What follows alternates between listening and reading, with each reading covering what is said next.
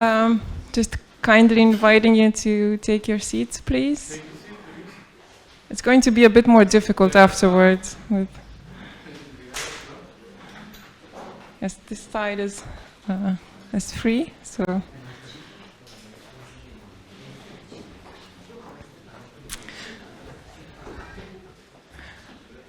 So thank you all for being here. Thank you for waking up this morning very early to take part in this conversation. My name is Aura Wancha, and I'm happy to be the host of today's event. This is the third event that we're organizing while I was here. So I'm glad that we can have some continuity both with the speakers, and you will see afterwards with the speakers and the themes, and then we can catch up on last year's takeaways. But before we start, we have a really nice agenda ahead of us, at least that's what we think. And we're looking forward to start the conversation. But before we start, just a few practical notes about the facilities.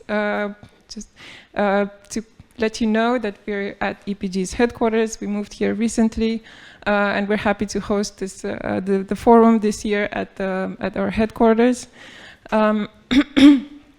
Registration and information desks, as you could see, are outside, where you received your lanyards.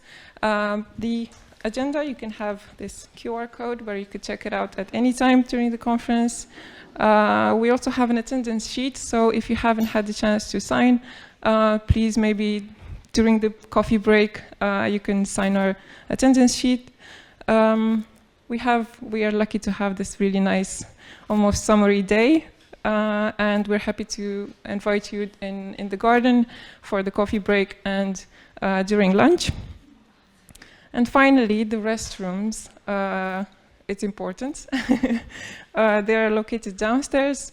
At the back of the room, there's a door leading to the basement stairs, and after you arrive downstairs, then turn right and then right again, and then you will find them on the left-hand side.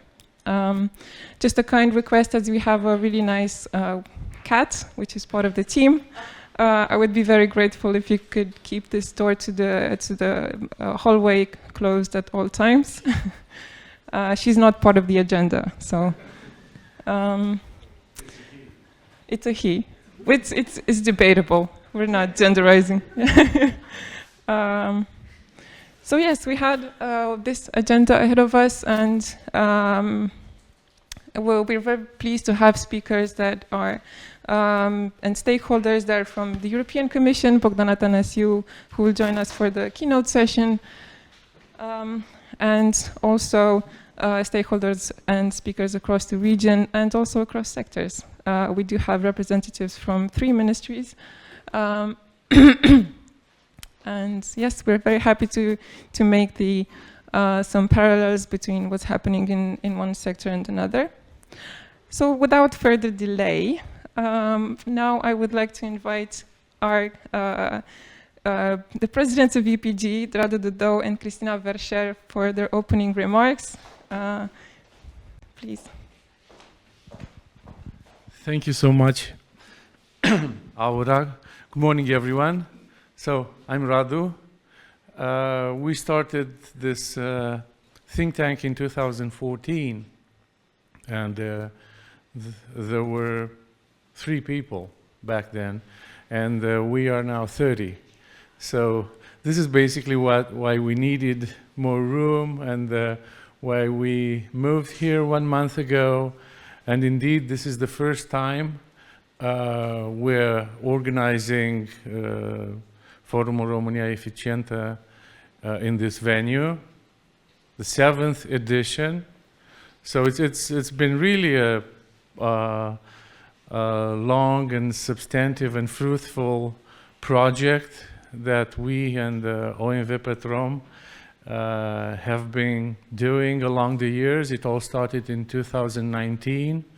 România Eficientă is about fostering a culture of energy efficiency. The focus has been buildings, certainly, and we renovated quite a few schools now that we are very proud of. There is a large one in under renovation works in Tuzla, and then another one upcoming in the middle of the country in Cristuru Secuiesc. So, and then we put a lot of effort in education, awareness, public information about energy efficiency in buildings, about the legal framework, regulation, about technical aspects, and so on. But right now, today, we are going to focus on three quite hot topics. So we're going to talk about the National Plan for Building Renovation with an outlook for 2030, and we want to discuss the status and what to expect of it. The second topic is going to be why did you take the agenda off the screen just when I needed it? It's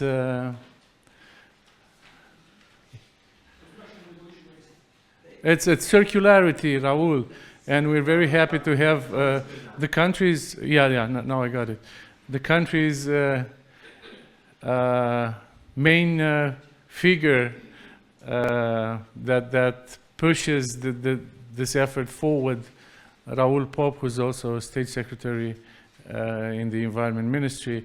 So it's something important that never gets much attention, recycling and circularity in the building, in the construction sector. And then, of course, the status of ETS2, this important but also so controversial, politically loaded subject of extending the system of taxing carbon emissions in the buildings and road transport sector. And we argue, well, this makes economic sense considering all the funding and that would accompany this. It's turned out to be very unpopular politically and little discussed and pushed back. So we have to see what's the real prospect of ever having ETS2. But these are the topics anyway. And having said that, as always, we are very pleased to have in the opening of our forum, Cristina Vercere, the CEO of OMV Petrom. OMV has been such a supportive and generous sponsor of this endeavor, and this has always had to do with your trust and support that you've shown us, and your understanding that this is really an important area in general, but maybe for Romania even more so. Christina, the floor is yours.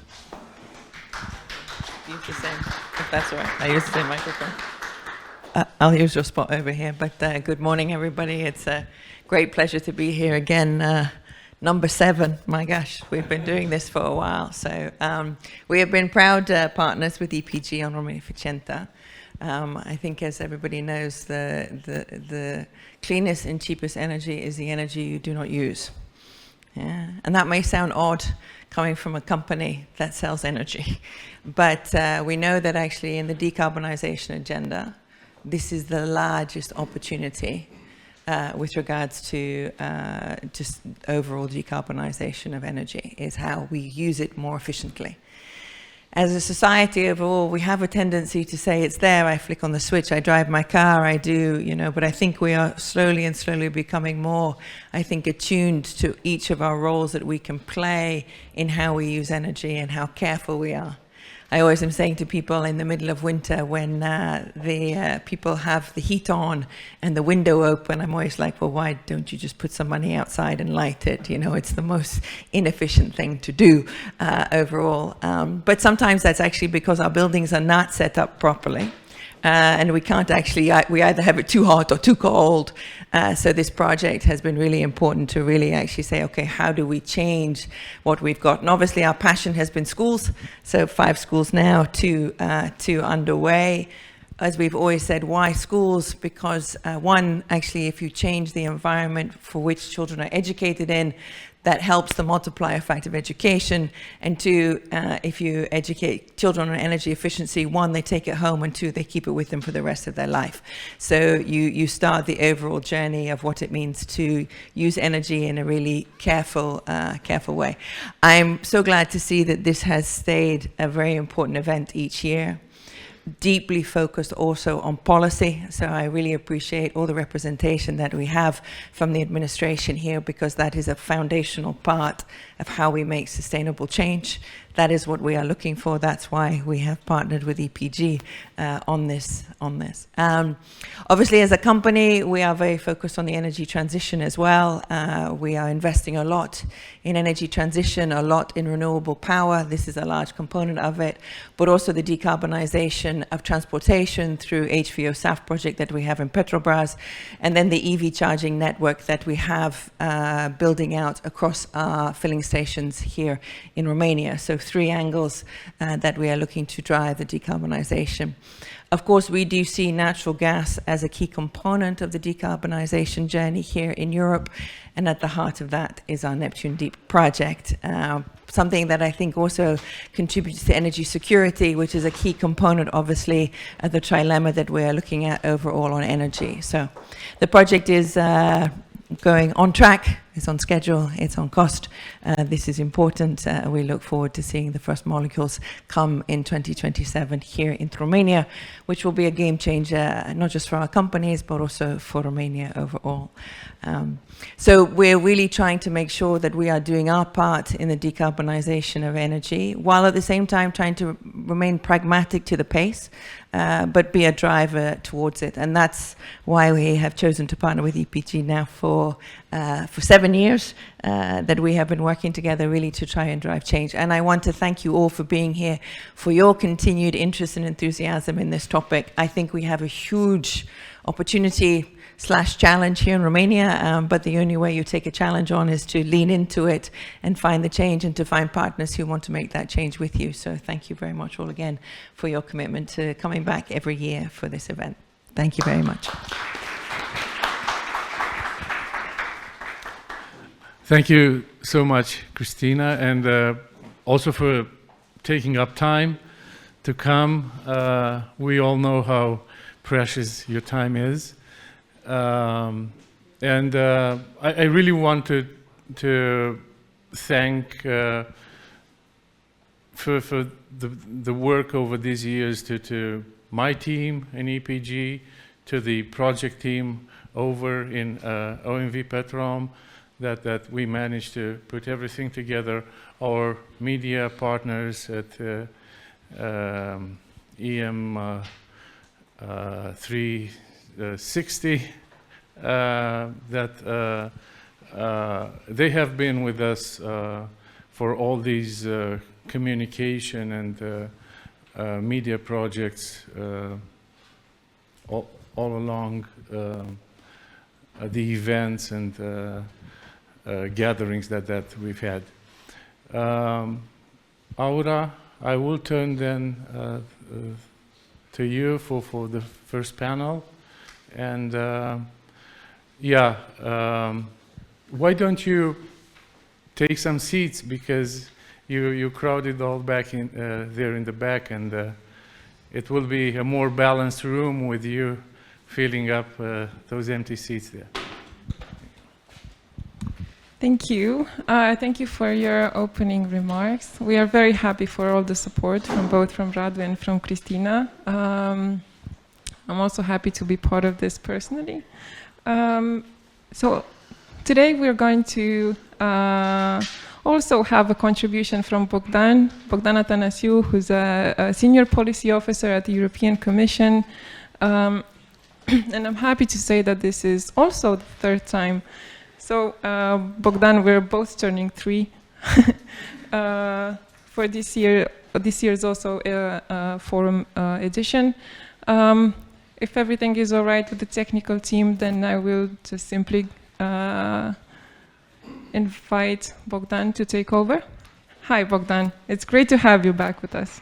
Hello, Aura. Between babies, 3 years old, yeah, indeed. I still remember the first time I was at the forum and I presented the Energy Performance of Buildings Directive the next day after it was voted in the European Council. And it is always a pleasure to be here. Good morning, everyone. I have to say and to strengthen the pleasure to be here today. In Belgium, it's a bank holiday, but still I couldn't miss this opportunity to be together at least for a while. So I will try to connect and to share the few slides I prepared, but before that, I would like to congratulate both OMV Petrom and EPG, Christina and Radu, for what they did and what they are doing for the schools, to renovate schools, to offer better learning conditions to kids, but at the same time to also offering a learning opportunity to the kids to go back home, as Christina said, and to expand the experience they have at school, to tell to their parents that renovation, good renovation, energy renovation can offer better living conditions.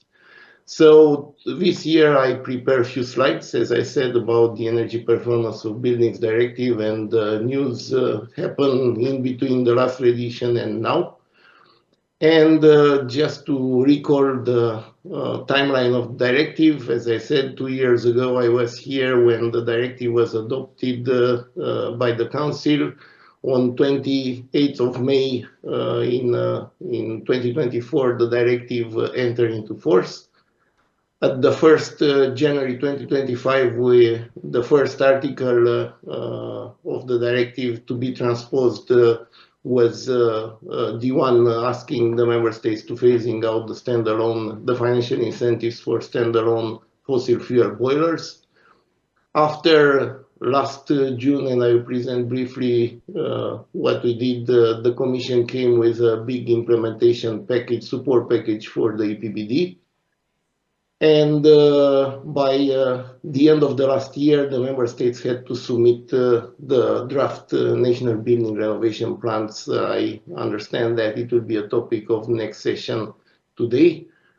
And of course, the big date, EPBD date, it's approaching. So on 29th of May this year, so in a few days' time, the transposition deadline of EPBD is coming. And I will present in a few slides later the fact that the Commission will start to check the transposition, and hopefully everything will go away. So speaking about the big implementation support package from last June, the Commission adopted. It is a big package of 13 guidance documents related to the most important articles of the directive. Also, at the same time, the Commission launched the voluntary template for the preparation of National Building Renovation Plans, but also issue a batch of secondary legislation. First of all, the updated delegated regulation revision the methodology to calculate the cost optimal levels and accompanying guidelines for this. A second act was the implementing regulation about the common templates to transfer the information from the National Energy Performance of Buildings databases to the EU Building Stock Observatory. And later on, in fact, in December last year, the Commission also adopted the delegated regulation setting out the Union framework for the national calculation of life cycle global warming potential. Speaking about the package of guidance documents, so more precisely, they were related to the newest and also the most updated articles of the EPBD. So first of all, and probably most of you are aware about the content of the package, but maybe it's worth noting the fact that there are extensive guidances on the Article 9 regarding the minimum energy performance standards for non-residential buildings and trajectories for progressive renovation of residential buildings. Also, notably, guidance on Article 19 on the energy performance databases, Article 10 on solar energy in buildings, Article 11 zero emission buildings, and so on. All these 13 guidances coming on top of the guidance on the phasing out incentive for standalone fossil fuel boilers that was released in October 2024, just to support the early transposition of this article. So I was speaking a bit about the EPBD support package with the guidance documents, the Secondary Registration Act, and now a few words about the transposition work. We already started the transposition check for Article 17, paragraph 15 on phasing out the financial incentives for the installation of standalone boilers powered by fossil fuels. And this is going well, let's say. All the member states submitted the reports, and well, some of them are already fine, others are due to be closed, others are still in the process of asking additional clarifications.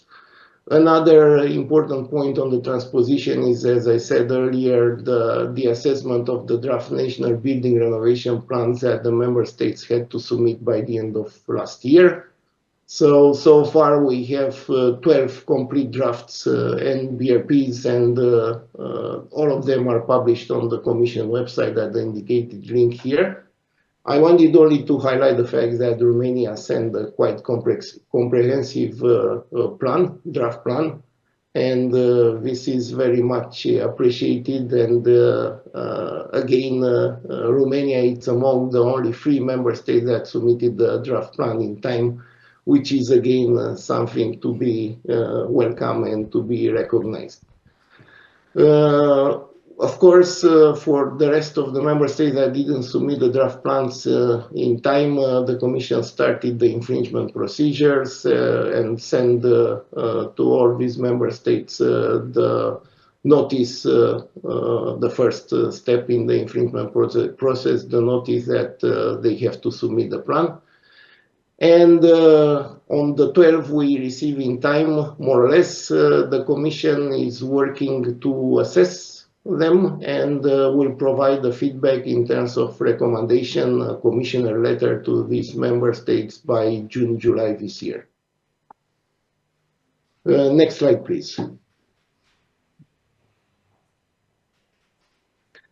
Now a few words about what we are working on. So as the EPBD required, the Commission has to prepare the delegated regulation establishing a voluntary portfolio framework for financial institutions in order to increase the lending volumes for energy renovation. We are working on this legislative piece of work, and this is due to be adopted towards the end of this year. And also, but later next year, in the second quarter, the Commission has to come with the delegated and implementing acts as the EPBD requires on the application of the Smart Readiness Indicator scheme to large buildings. This means buildings with the rated output power of heating, ventilation, and cooling above 290 kilowatts. In terms of the Commission report, probably you are aware about the fact that the Commission issued this March the assessment of public spending for energy efficiency and energy performance of buildings. Of course, into support of the secondary legislation on Smart Readiness Indicator, the Commission has to come with a report about testing and implementation of the Smart Readiness Indicator schemes. This will happen in the third quarter probably of this year. And I have to say that currently there are about 14 member states involved in a pilot project to test the smart readiness indicator schemes in their countries. Last but not the least, it is imminent. I don't see it on the slide, but for sure it's there. The fact that the Commission will come with the progress of the member states in reaching cost optimal levels of minimum energy performance requirements. This is about assessing the national reports from 2023 and the publication of the GRC report on that. It's imminent. The GRC already presented some findings at the concerted action EPBD. This is a project supporting the implementation of EPBD in the member states and involving all the member states, representatives from all the member states. And the last slide. So just to conclude, I want to stress what I always like to stress, the fact that EPBD is not only about sustainability, is not only about lowering the energy consumption or saving emissions or reducing the pollution, but also about affordability, jobs and competitiveness. It is about having better buildings, consuming less energy, reducing the energy bills and the burden of the inhabitants, also their exposure to so many crises we had over the last years and hopefully will not be, but never know, we should be prepared. But it's also, again, it become prominent due to this crisis we encounter over the last 4 years with the wars affecting the supply of our fuel. So it is about the security of supply. It is about independence in energy terms. It is about reducing the grid investment needs by reducing the demand. And it's also about having higher stability and flexibility of the grids. I think I can conclude here, and thank you for having me again this year. Thank you, Bogdan. That was very interesting. Thank you for the updates on EPBD implementation and also how the sector positions itself among these issues that we're having at the EU level. If there are any quick questions, we have a few minutes for one question from the audience for Bogdan, if there are any.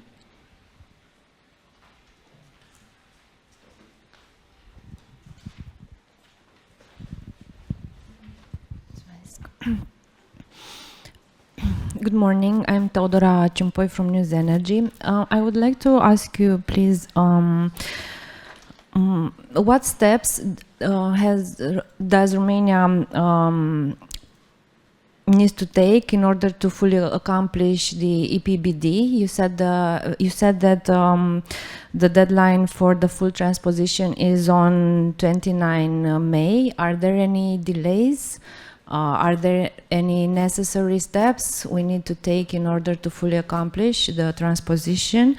And I was very curious about the Commission report, the assessment on of public spending for energy efficiency. Can you tell us some figures about Romania? How do we stand comparing to other member states? And comparing to the necessary investment. Thank you so much. Oh, and if you still have time, if you have a short evaluation on our national plan for renovation, how do you evaluate the plan? Is it okay or can it be improved? Thank you. Thank you, Teodora. All good questions. So regarding transposition, as I said, Romania deliver in time the proofs that the EPBD had started to be transposed on Article 1715 on the phasing out of the incentives for standalone fossil fuel boilers. Romania also sent the draft NBRP in time, among few countries that did that. So in this respect, I think Romania is on track. Now it remains after 29th of May this year, in a few days' time, as I said, to submit or to start the first step of reporting the transposition of the energy performance of buildings.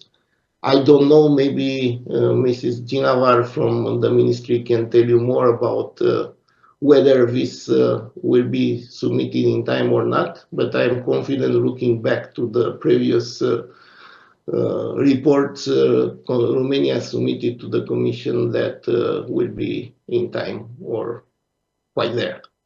Regarding the energy efficiency financing, I think there are so many figures there that I invite you to have a look. I cannot judge Romania comparatively with other member states. We should first of all assess whether the financing for Romania, the financing addressed by Romania for energy efficiency and in particular for the energy performance of building, it's sufficient and delivered expected results. And this is something I think first Romania should do it. The last question was about, I can't remember what was about. Aura, can you help me?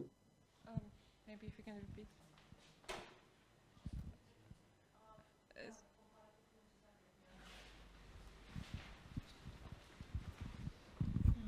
It was about the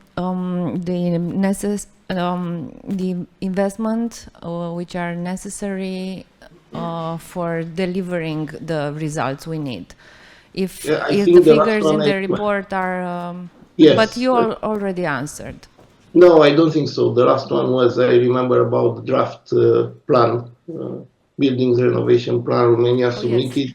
If I can say a few words, I would not say too many words about it because, again, as I said, we will have to prepare an assessment and will be a commissioner letter to the member states with all our points. So I am not allowed probably to reveal everything, but what I can say is the fact that it's really a well done draft. There are some very good points, and there are also some points where even in a draft it is recognized that they have to be improved. Probably the most important point to improve will be to adjust the trajectory towards 2050 according to the EPBD goal to reach zero emission building stock by then. Maybe to adjust and to build more on the long-term renovation strategy 2020. And there are a few other smaller things that probably will have to be improved with or without the Commission recommendation because it is recognized in the draft plan that it is work in progress. But it's a very good plan. It's one of the most comprehensive plans we receive from the member states. Now, again, it's always a debate whether the plan can be implemented, whether the plan is to be followed at the political level, and this is probably the most important thing to deliver results as expected, to deliver results in conjunction with the other policies, to secure a robust transition and to not be in isolation. Thank you so much. Thank you for the question, and thank you, Bogdan, for your presentation. And we're looking forward to have you next year with us. Thank you so much. All the best. So I suggest we continue with the first and start with the first panel, in which we will be discussing on the renovation plans. It's also has been already mentioned. So for this panel on the National Building Renovation Plan and the outlook for 2030, I would like to invite online Ms. Anca Ginavar, who's a director at the Ministry of Development and Public Works, Cătălin Lungu, if you could please join me. He's a president at the Romanian Order of Energy Auditors. Dragomir Tsanev, also online. He's an executive director at the Center for Energy Efficiency and Effect, Bulgaria. Welcome, Dragomir. I hope they're both online. Ms. Alice Korovesi, Managing Director at the Institute of Zero Energy Buildings in ZEB from Greece. Welcome. And my colleague, Theodor Bratoshin, Associate Senior Researcher at Energy Policy Group.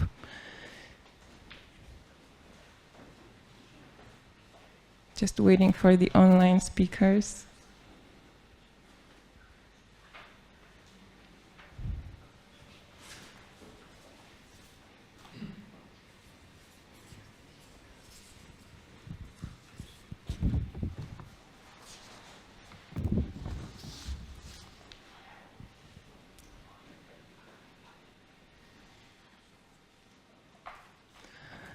Welcome.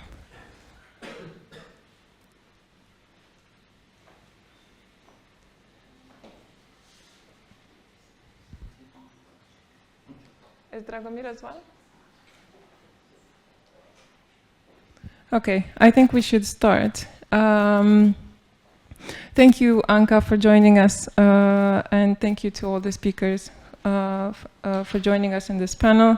This is a to me, this is a very interesting thing to discuss on, not only on achieving targets for, according to EPBD, the targets for 2030, but also what would be the vision that we have for the building stock for 2030.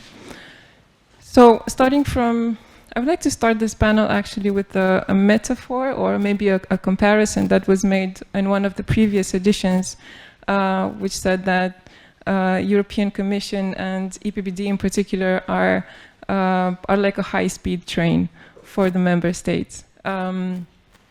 So I'm going to follow up on this metaphor and say, are we on this train 1 year after discussing on EPBD implementation in relation to the National Building Renovation Plans?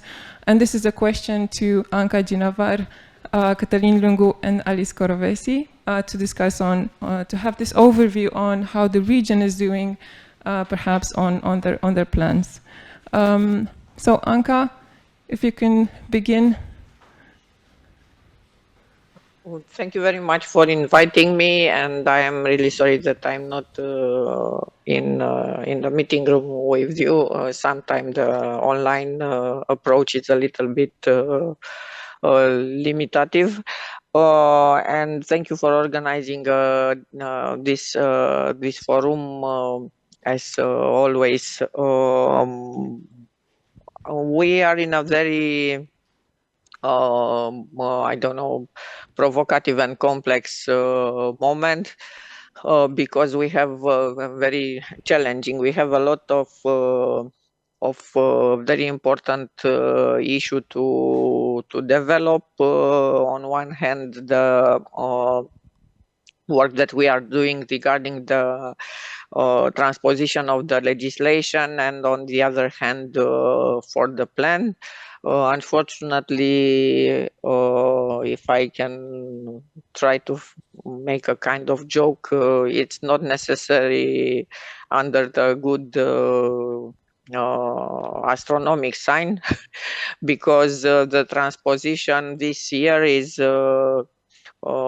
passing in the almost the same political context as the last transposition, when we don't have a government that is empowered to approve emergency ordinance or legislation.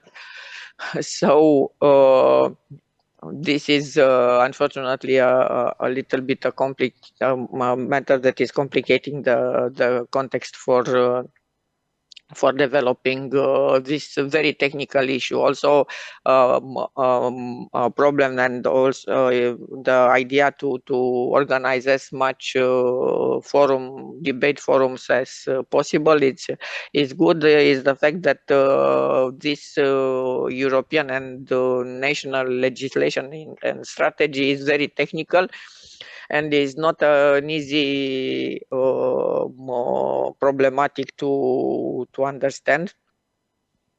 So in this respect, a lot of debate is still needed, also in relation with the topic that Mr. Atanasiu mentioned, as for instance, minimal energy performance building standards or other topics.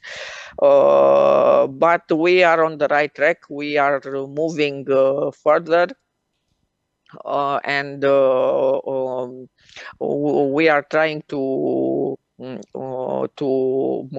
keep the right track on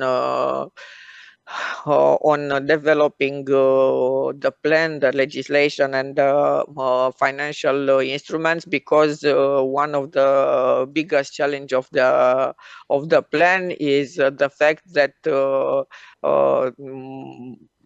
we need to we have a very, very big need to renovate the buildings. So we need a huge amount of money in order to reach the targets that are imposed by the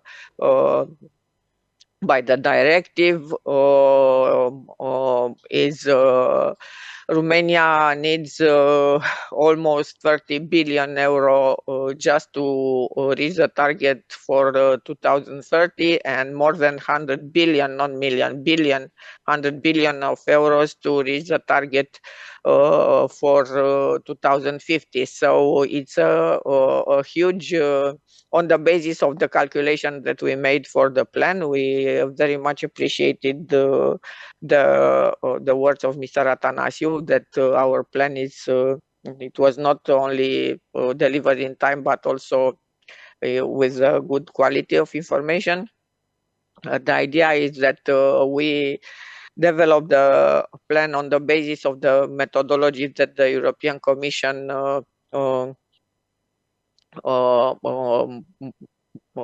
give to all the member states, and on the basis of the information regarding the building stock and the rate of renovation. The idea is that we are on the right track, but it's a huge challenge on one hand to mobilize the financial envelope, and on the other hand, of course, we need to have also not only money, but also the people to do it, even for the workers, and to have also the materials in such a short notice to make such a huge effort of renovation. Also, it's important to say, and of course, is very much understandable, not only in relation with the current financial situation, that to mobilize 30 billion euro just to renovate until 2030, it will not be possible only with public money. We need to multiply the type of financial instruments, programs, and budgetary type of allocation in order to go further with and to keep the trajectory. Of course, you know that in the last years, Romania benefit from a huge amount of money from the National Renovation Recovery Plan. And also there were important financing allocation from the cohesion policy, modernization fund, just transition fund, and repower EU, but some of them will end. The National Renovation Recovery Resilience Plan will end. Probably we will benefit from the social climate fund for this type of investment, but also the other national sources, not only the national state budget programs, but also the environmental fund. So all these public sources will cover a part of the need, and we are in dialogue with the National Bank Association to see what kind of instruments the banks can offer to help the need for renovation. Of course, one of the central conclusion is that the 100% financing schemes are not sufficient anymore to reach this very important um, target.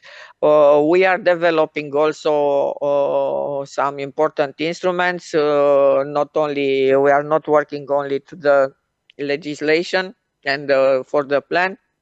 We are developing. We are advanced, and we will launch in the next few weeks or months the National Building Registry that is financed through the fifth component of National Recovery Resilience Plan. The National Digital Building Registry, it will be a national databases geo-referenced with a lot of informations regarding the buildings, not only energy performance, but also regarding urban planning, seismic risk, circular economy, all type of information regarding the buildings. The registry will help the national government and also the specialists and the citizens to monitor the status of the buildings, to better substantiate the national policies and the local policies, and also to fulfill the obligation from the national from the European EPBD directive, and to transmit the information regarding the building stock, energy performance of building stock to the European monitoring systems. So we are on the right track. It's a huge challenge. A lot of issues need to be still to be done. Honestly, and in a very elegant way, I hope we express this also on the introductory note on the draft of the plan that we sent to the European Commission. The target is quite high. The level of ambition, it's, if I may say, a little bit too much. Because I would like very much to see the entire Europe moving forward, doing huge renovation works with very good quality, architectural quality, technical quality in the same time. But in reality, it's not necessarily exactly possible. But of course, it's an obligation. We will comply with it, but we will see how the entire market will react on this. We need also not only money, as I said, but also specialists and workers that are more aware about how to do good quality works. Also, I would like to add that we are working on the sustainability and circular economy in buildings. I will not be in the second panel, even if our ministry is coordinating the committee regarding the circular economy in construction sector, and we are drafting the national legislation on circular economy in the construction sector. It's our ministry tasks, and this will come with some other important piece of obligation, but also in a more innovative and sustainable approach. We are developing a lot of methodologies and instruments regarding the new obligation, of course, in relation and on the basis of the instrument that the European Commission is developing to help the member states. And I'm referring here to the global warming potential calculation methodology that is on our task, and it will be an obligation according to the new EPBD directive. Also, as a ministry responsible with the construction sector regulation, we are working, and this will be related with all the future works on the implementing of the European regulation regarding the construction product, the new CPR European regulation 3000/1010 on 2024, which is coming with this aspect regarding sustainability and circular economy more. And also, as we are also the ministry responsible with the housing policy, our approach in relation with the energy efficiency, energy performance in buildings is complementary to the work that we are doing at European and national level regarding affordable housing topic. That is also a topic launched by Commissar Jorgensen, that is commissioner for both for energy performance, energy efficiency, and affordable housing. So it's, as I said, it's we are very happy and proud to work on this very challenging context, and we have and we hope to have in the future as well the scientific and the private sector as partners in order to make possible all this legislation and methodology, to make them happen in reality in order to have a better quality of life of the citizens and a better built environment. Thank you very much. Thank you, Wanka, for this generous overview of the National Building Renovation Plans. We will touch upon certain issues that you already mentioned. We will delve into in the following panels related to circularity, sustainability, but also on financing through ETS2.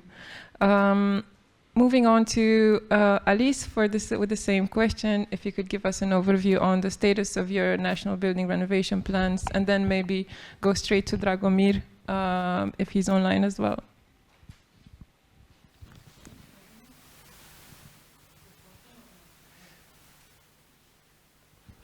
Now it is working, yes, okay. Thank you. Thank you. First of all, thank you for the invitation. It's a pleasure to be here in this group. So yes, about the readiness and the building renovation plans, and in general the readiness for 2030, what I can say is that the level of awareness in the Greek market, and when I say the Greek market, I include also the policymakers, the ministries, regional authorities, local authorities, actors, business actors, can be considered high, in comparison to previous years. And of course, we have the political attention, which is always good. However, and this is not a secret one, we have delays. We have delays in delivering the documents. However, the drafting is there.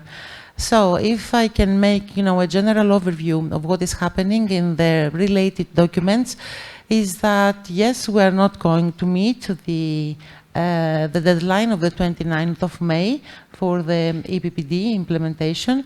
There is a drafting, but not yet. We do not have something concrete, and it's going to be an autumn thing, according to my knowledge. I'm not a policy maker. I'm an actor in the market, so from the information that I have, the renovation plan for the buildings is there. It's still in draft position. We are making it. But it's going to be part of the wider National Energy and Climate Plan, which will start, the development next year in 2027. So I can consider that this is our main document and everything builds around it. But on the other hand, we have something which is very good, and it's supporting also to the MEPs, it's supporting also to the ZEB definition, it is supporting to the new social climate plan that we are expecting the approval. It's that we have an official now document which is about energy poverty mitigation. We have the National Plan for Energy Poverty Mitigation, which of course brings something new in the market. I think that we are among the few countries that we have such a document. But since we have started considering what vulnerability is and vulnerability indicators, this is totally related also to the minimum energy performance standards. It is connected to the ZEB definition, which is our obligation through the EPBD WISE. And of course, it is connected to the building renovation plans that we need to implement. So everything will be, as far as we know, in the drafts of the National Energy and Climate Plan starting next year. Thank you, Alice. Dragomir? Hello, good morning from Sofia as well. Hope we can Hi, hear good each to other. see you. Good, thanks for the invitation. Good to see all of you.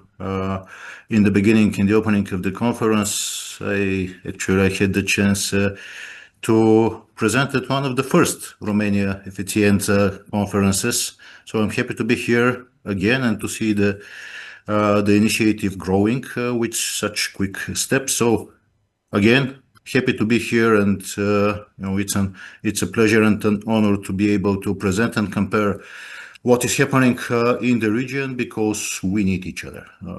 What I can start with is that the region should better coordinate and support the countries within it should support each other, because we really have similar challenges, and we need to raise our voice so that we get sufficient support, understanding, and sometimes control from the Commission services. And with that, I would like to start, with a few words for presentation of the Bulgarian renovation plan and the overall process on EPBD implementation. Actually, what I have to say, and I trust Bogdan knows that as well, because that's been under discussion for some time. Bulgaria was also among the first to submit the renovation plan on time at the end of last year, but the issue is that it's not a plan, it's an analysis. A plan happens when you have political will, when you have dedicated financial framework, when you have obligation for securing the financial resource, and when you have a time frame. The Bulgarian draft plan doesn't have these components, and a lot of that stems from the political insecurity in the country. Probably most of you know that we've had, I think, 9 governments in the past 4 years and a half, and actually the plan was developed in the time where the current government was resigned, and the start of the year we started with a caretaker government, which didn't allow for taking specific obligation, especially as for the financial resource, which continues to be an issue. The other issue that we have to confess, or actually point out to, because it's not something to confess, it's something to battle and to try to overcome, is just like Anka said, there is no enough public money to achieve the goals that were set up in the previous renovations strategy and the goals that are set up in the current one, which are imposed by the Commission. There is not enough public money, and we also have the trajectory of dependence on excessive public funding and excessive grants, quite similarly to Romania, I guess, but we've been in that situation of 100% grant for renovation of multifamily apartment buildings for 10 years now, and there is no sign for changing this anytime soon. On the other hand, that policy has led us to a very slow renovation rate, and we've been able for 10 years to renovate less than 4% of the multifamily buildings that are in need of renovation, and nothing goes to single family buildings. On the other hand, we have huge targets which we don't seem to be able to achieve. If we look at the former strategy, we were talking about 19 million square meters of renovated residential areas. In the new strategies, under the obligatory goal set by the EPBD, we're moving towards 55 million square meters until 2030, which is, a huge demand. It's outside of the scope of the construction industry. It's outside of the scope of the available public funding, and we have to be extremely honest with ourselves what we can achieve and what we can not achieve in reality. So my message here is pretty simple. Yes, we are always good in analysis. We are good on paper. We are not lacking ambition in the plan. What we lack is structures for implementation. And we need to be extremely serious on that. We need to also claim our stake to the Commission services and enter the dialogue on the final draft.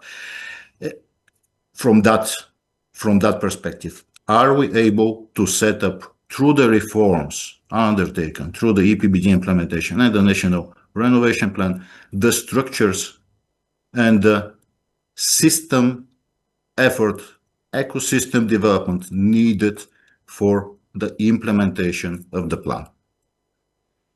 And with that, I would like to put some focus on the good developments that we succeeded to push in Bulgaria, even though not at the speed that we would like to see it, but still, when there's something good, it has to be acknowledged.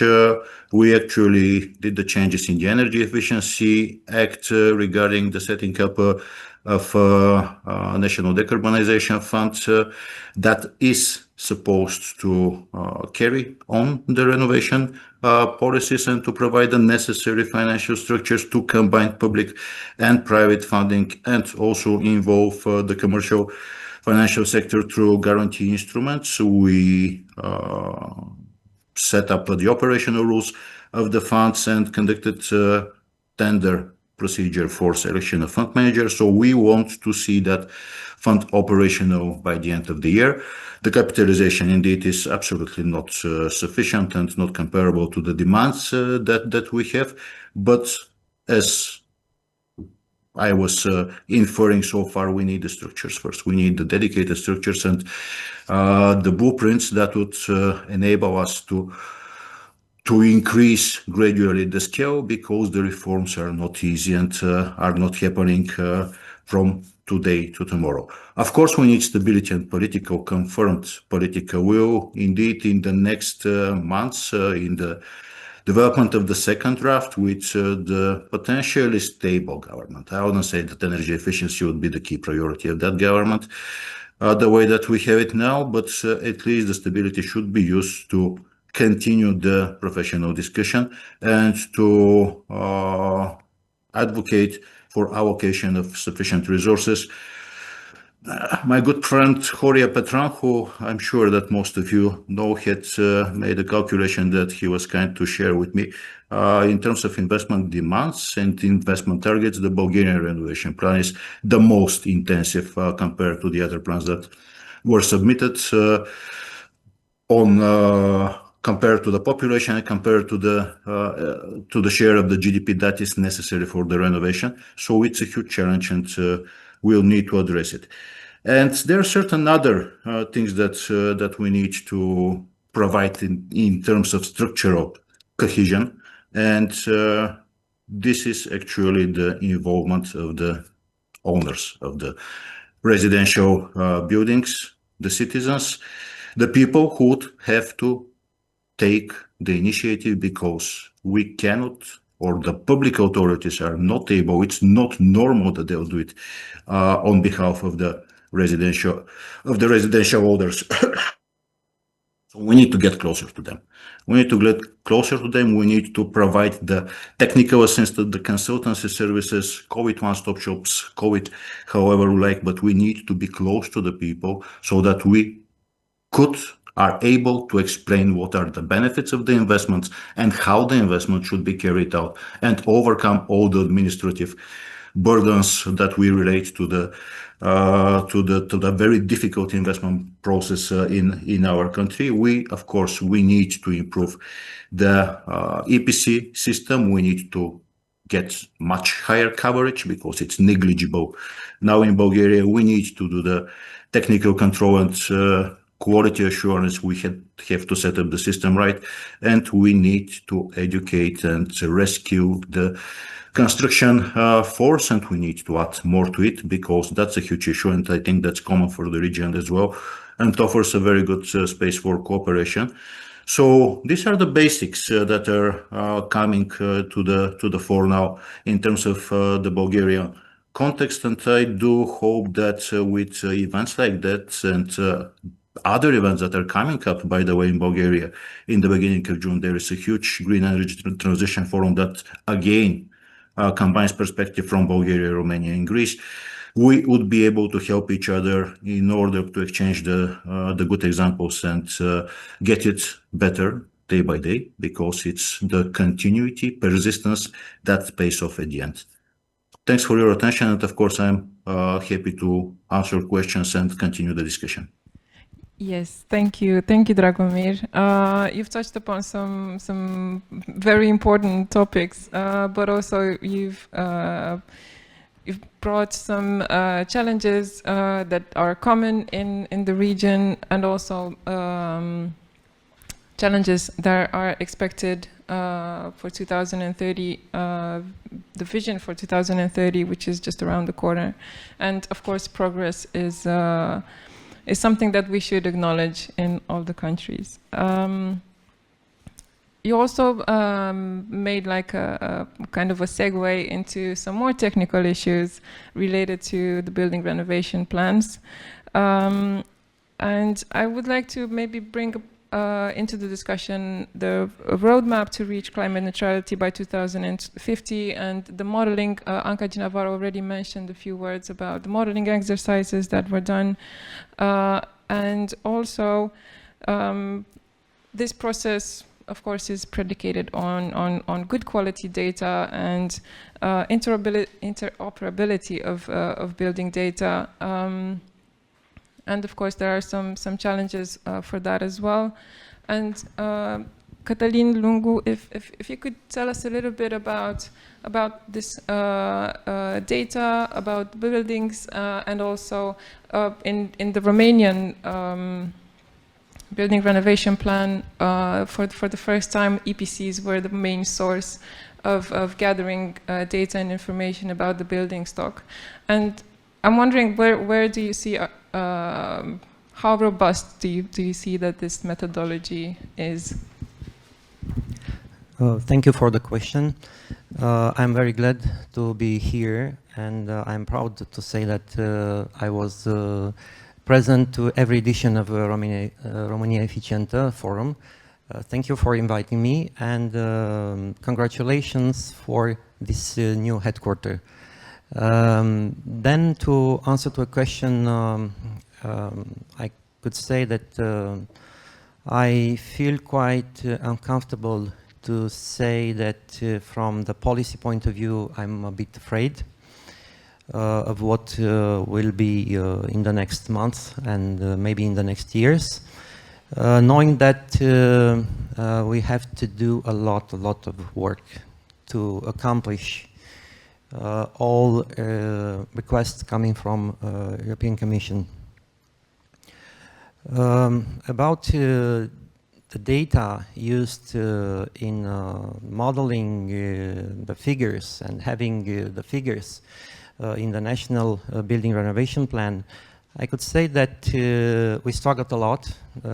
In fact, the team was formed of experts coming from World Bank Group and me together with Horia, here present in the room. We contributed with national data, of course, trying to explain to the foreign experts how or what were the rules to somehow finish the data the ministry provided to this group of experts. We indeed used energy performance certificates, but if we look back at the figures showing that more than 500,000 EPCs were somehow viewed, and then out of this huge amount of documents, only less than 100,000 were implemented in the modeling process. This shows that the data we can rely on is not so robust. Of course, there would be a very good instrument, and Mrs. Anka Ginavar explained to us that now we're in a very good team, I could say. We are working on the national registry for buildings, for building sector. And of course, we need to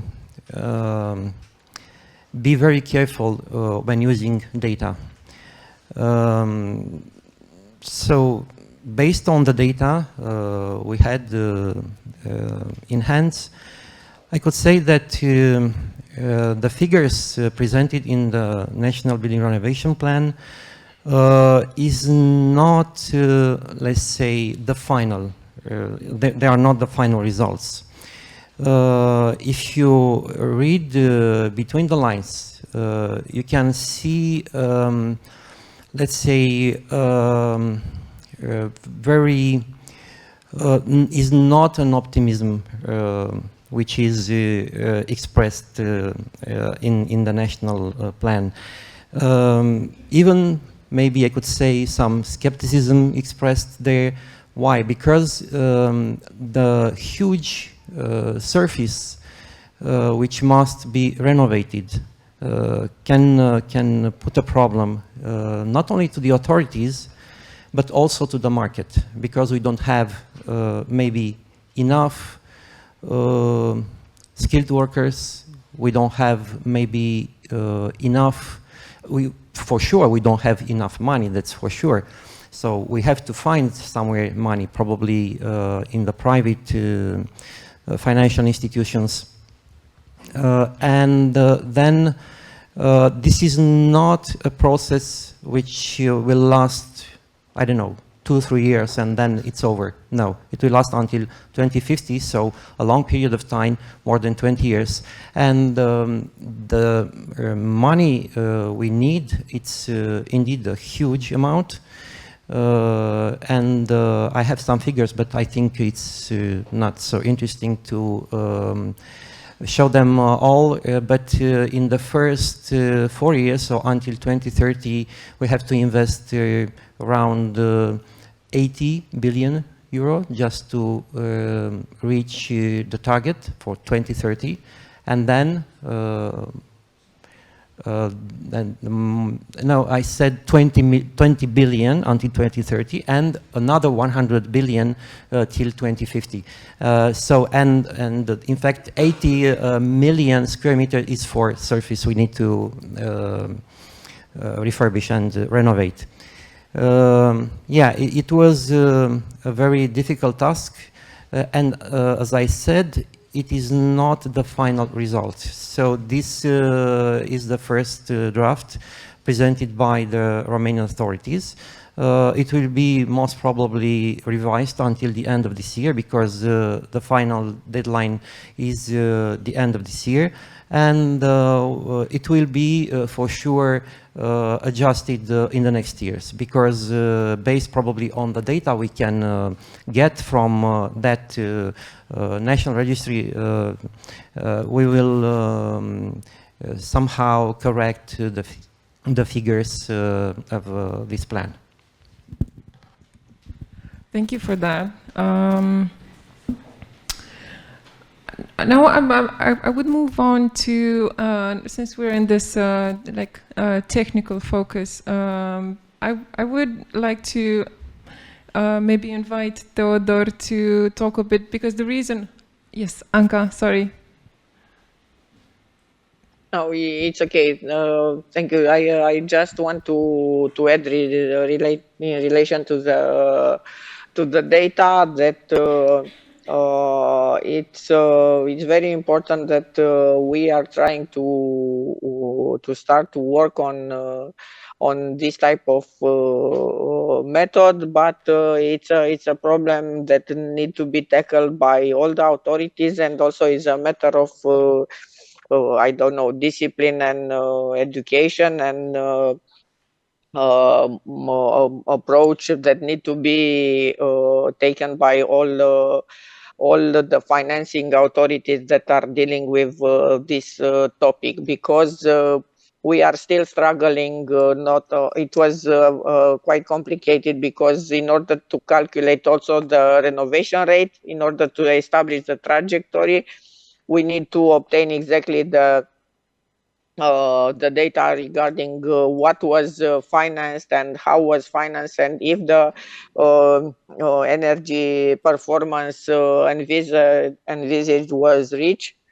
So there are a lot of topics that need to be monitored and to be coordinated between central and local authorities. Sometimes it's not just a matter of a technical topic, is also a matter of multi-level governance. For instance, in order to convince the European Commission that we fulfill 100% the obligation for the transposition of the Article 17, we need also to send a report on what kind of instruments were financing until now that type of technology, and how they stopped. And in order to do this, we need to obtain data and information from all the central and the local authorities, not only central. So we need to improve the communication mechanism and the harmonization between them. Also, for now the informatic systems is developed for the National Building Registry, but we need to fill in a lot of data related to the building. So we are trying to obtain the data from the financing authority. Our colleagues that are doing a good job and very complicated for financing, for using the EU funds for the cohesion policies, need to learn and to help us to give us the technical data that they obtain, because usually they are just focused on the how much money they are spending. They have complicated informatic systems where they have a huge deposit of technical and financial information regarding the buildings.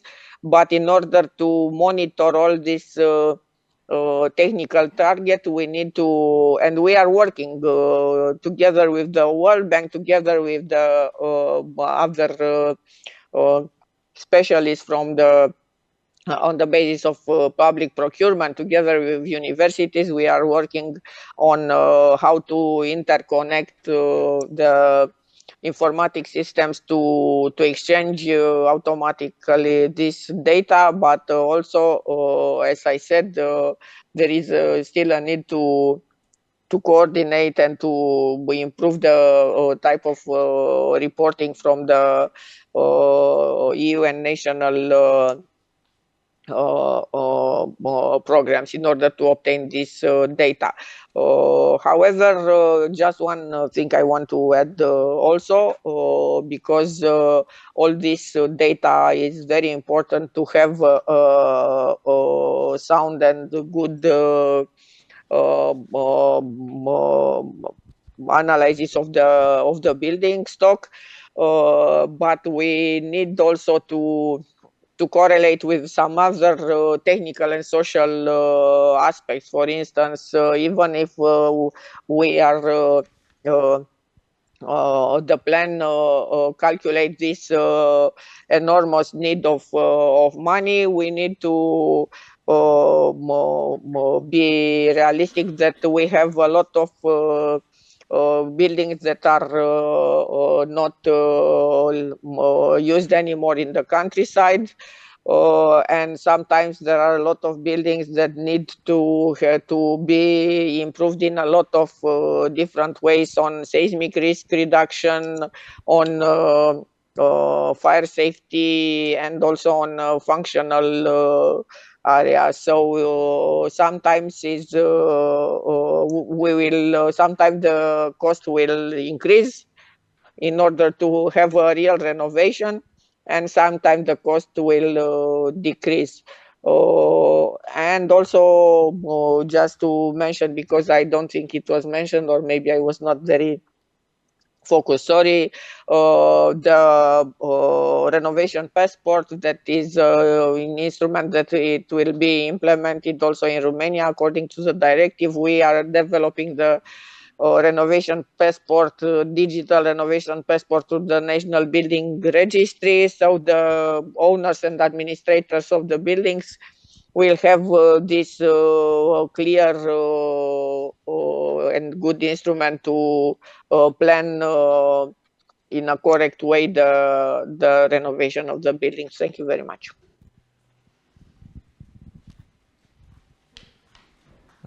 If I can add something, speaking about data, of course, it's very important to collect data as much as possible, to have values for, I don't know, maybe 30 parameters specified in one annex of the EPBD. But it's also very important to control the data we collect, to monitor data, to verify it, and of course, then to report on data. Because if you gather data and then you can't say how much you spent for the renovation process, how much have you saved from the energy point of view, how much you reduced the CO2 emissions, then it's probably work, very consistent and intensive work spent for, I don't know, some objectives, but the real figures will be somewhere in the space. So that's why, and also the speakers before mentioned there is a need for cooperation among different institutions. Of course, some of the stakeholders have different views and opinions.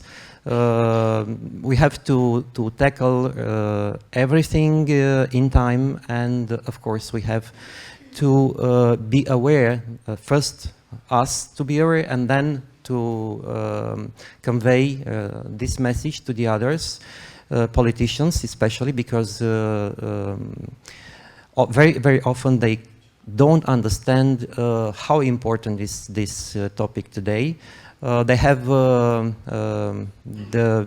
let's say, the opinion that there will be no money for this process, and to 2 days ago, no, 2 days, more than 2 days, last week, I attended another conference where the Minister of European Funds explained that there will be more funds in the future to be spent not only for energy efficiency, but also for social integration and the other aspects linked to buildings in particular.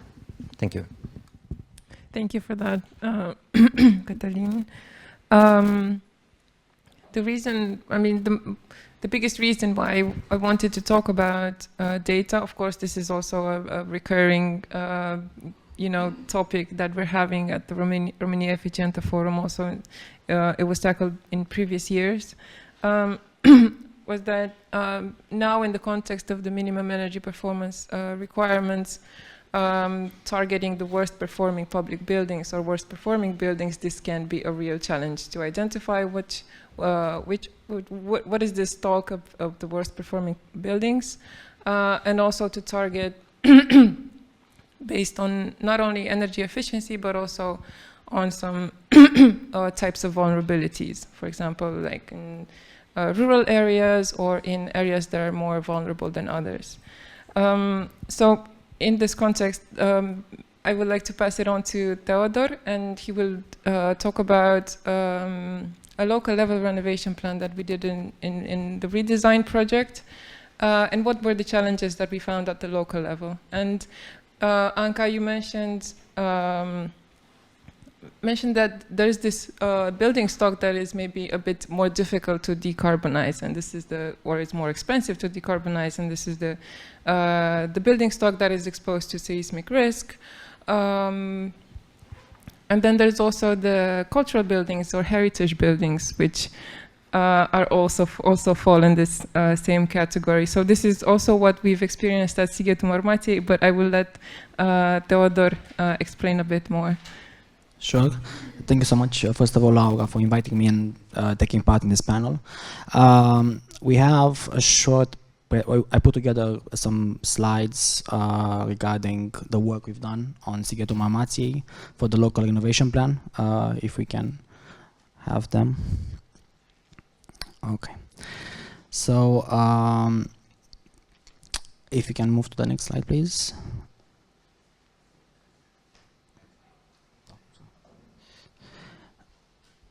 So I'm gonna speak a bit about redesign, short overview about redesign in relation to the minimum energy performance standards. Afterwards, a quick overview of the local renovation plan that we did for Sighetu Marmației. And lastly, some recommendation that we thought to put together to support this.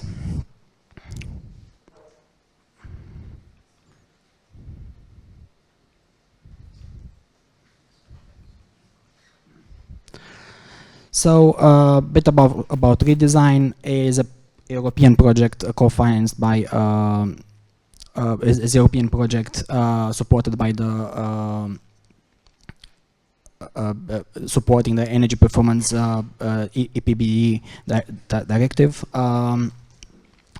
We have a number of we are collaborating with a number of organizations and countries such as Bulgaria, Croatia, Slovenia, and us to support the renovation of the public buildings for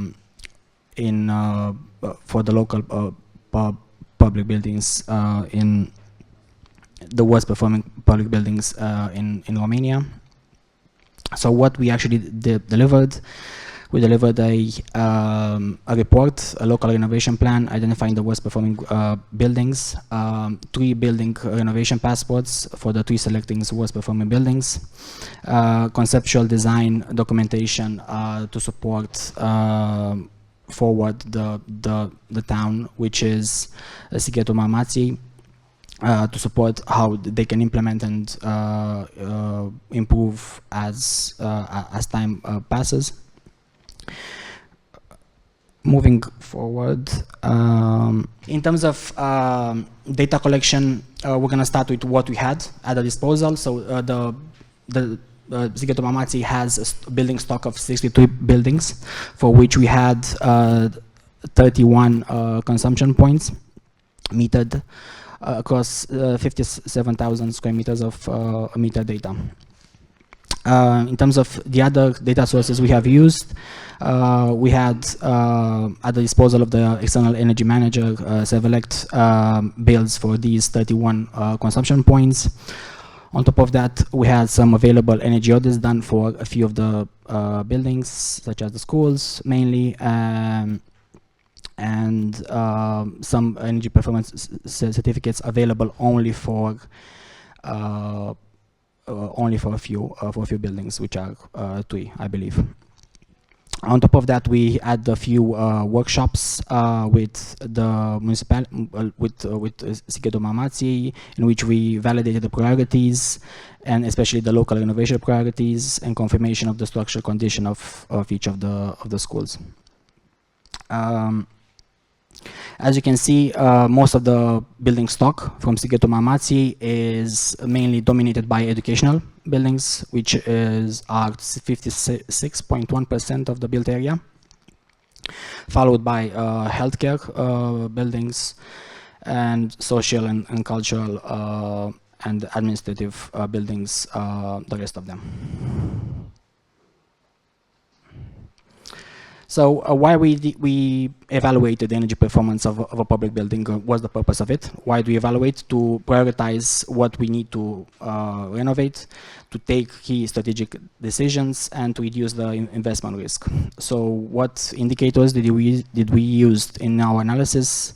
Energy consumption, energy intensity, primary energy in accordance with MC001, and CO2 emissions.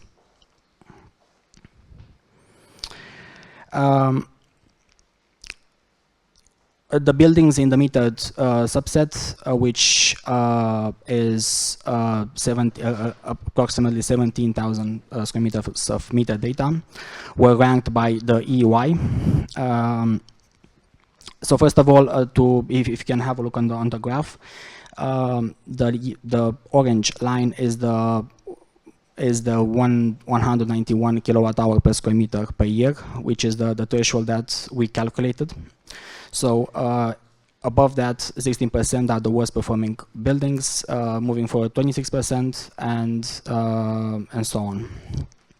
So as you can see from our analysis, the ones that are over the 16% threshold are only 2 buildings, which are George Coșbuc School and number 2 school. However, number 2 was an historic building, which we're gonna talk about it a bit later, and George Coșbuc was due to have a renovation and an extension moving forward. Next, in terms of the 26 threshold, the buildings which are under the 26 threshold are a few educational schools as well.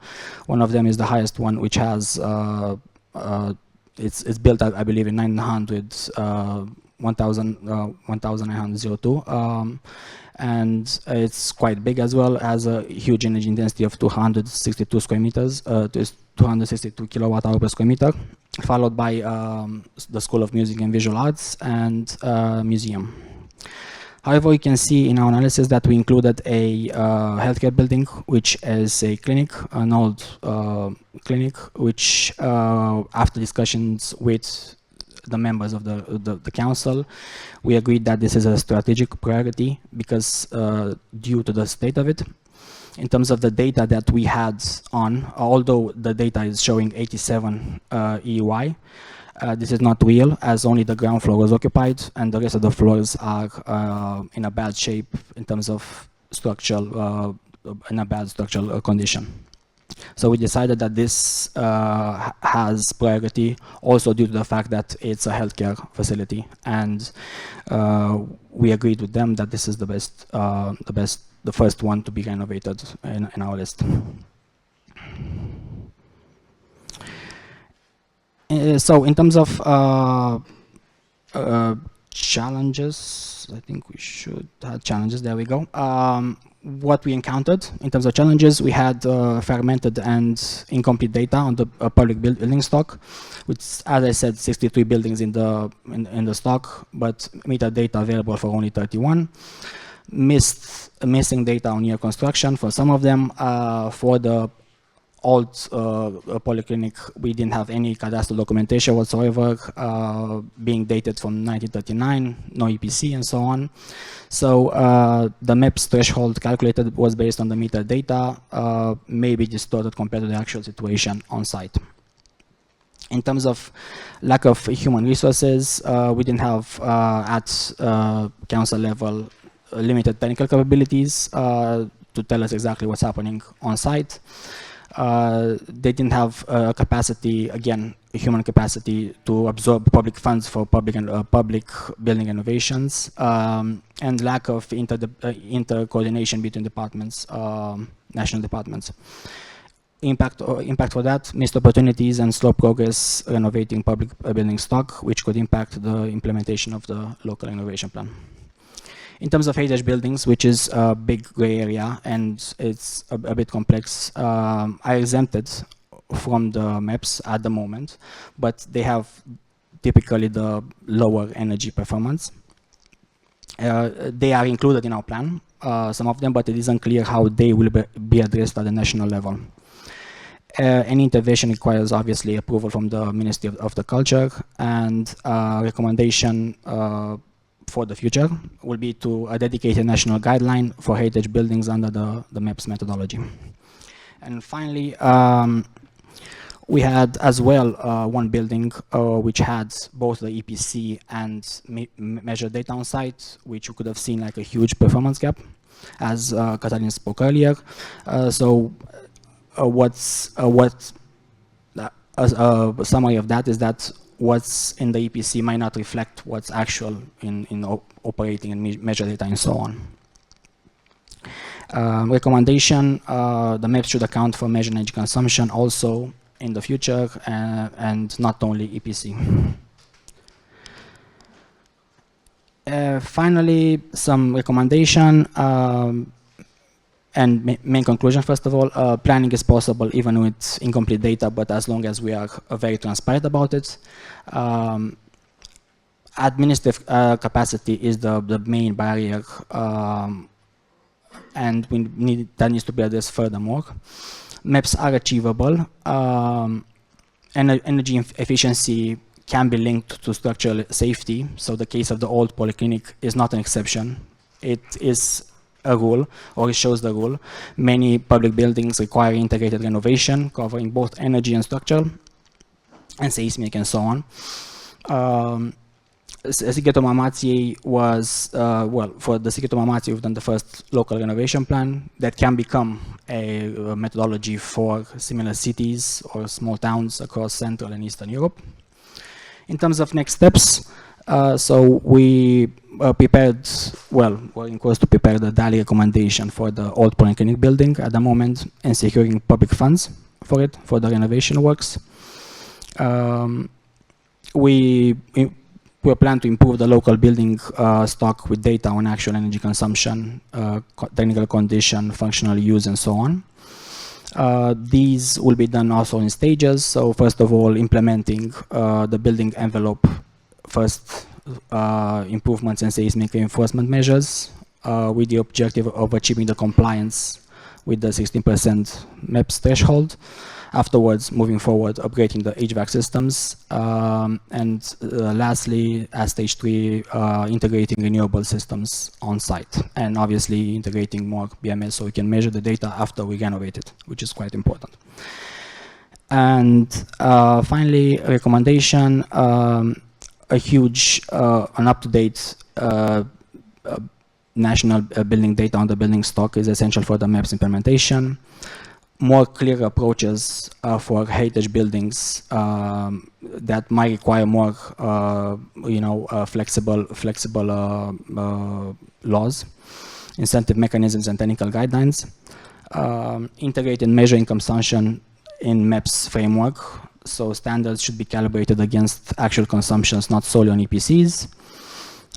Support for local authorities. So again, direct technical support is essential. Local renovation plans must feed into the national planning, not just compliance documents. Integrated renovation C5 integrated renovation, energy efficiency plus seismic consolidation in one project, so that's possible. And aligned reporting on primary versus final energy. EPBD and MC001 require primary energy. Local metering systems require final energy. Aligning these in the future is essential for accurate maps threshold calibration and comparing against Central and Eastern European countries. So as a conclusion, the renovation plan is not a static assessment, but a practical implementation tool. It depends on data quality and continuous monitoring. And I think that's it. Thank you, Theodor. We are running a bit late, and I'm really sorry for that. There were many questions that I had on my to-do list for this panel. So I tried to sum it up all in one final question. Alice, you have a very good example of targeting vulnerabilities and a public program called Exoeconomo. I hope I'm pronouncing this correctly. And in the light of this, I would like to ask also Anca Ginavar Dragomir and Cătălin Lungu, how do you see regional cooperation? Dragomir also mentioned something about that. So as a final message from you regarding good practices that we could share between the countries in the CEE region. Great, thank you for this, Saura. Yes, you pronounce it well. It is Exoeconomo. It means I'm saving, and it's a funding program that started in 2012-13, and it's still there. Every year it's relaunched with some new elements, and every year it's getting better and better. And this is a public funding scheme, and actually this Exoeconomo successfully activated the demand for innovation, and it increased the awareness of citizens in terms of proceeding with building renovation, especially when it comes to residential single-family houses, even though the Exoeconomo is also targeting multi-apartment buildings. But you know probably the situation in Greece, we have a fragmented ownership, so it's not easy to proceed to a renovation of a multi-apartment building. There is a broader ecosystem, a renovation ecosystem, and that was built around the Exoeconomo. Just to give you some numbers from the current National Energy and Climate Plan, the plan is to renovate 600,000 buildings, residential buildings and apartments by 2030. This is a huge number. The money is there, coming from various sources.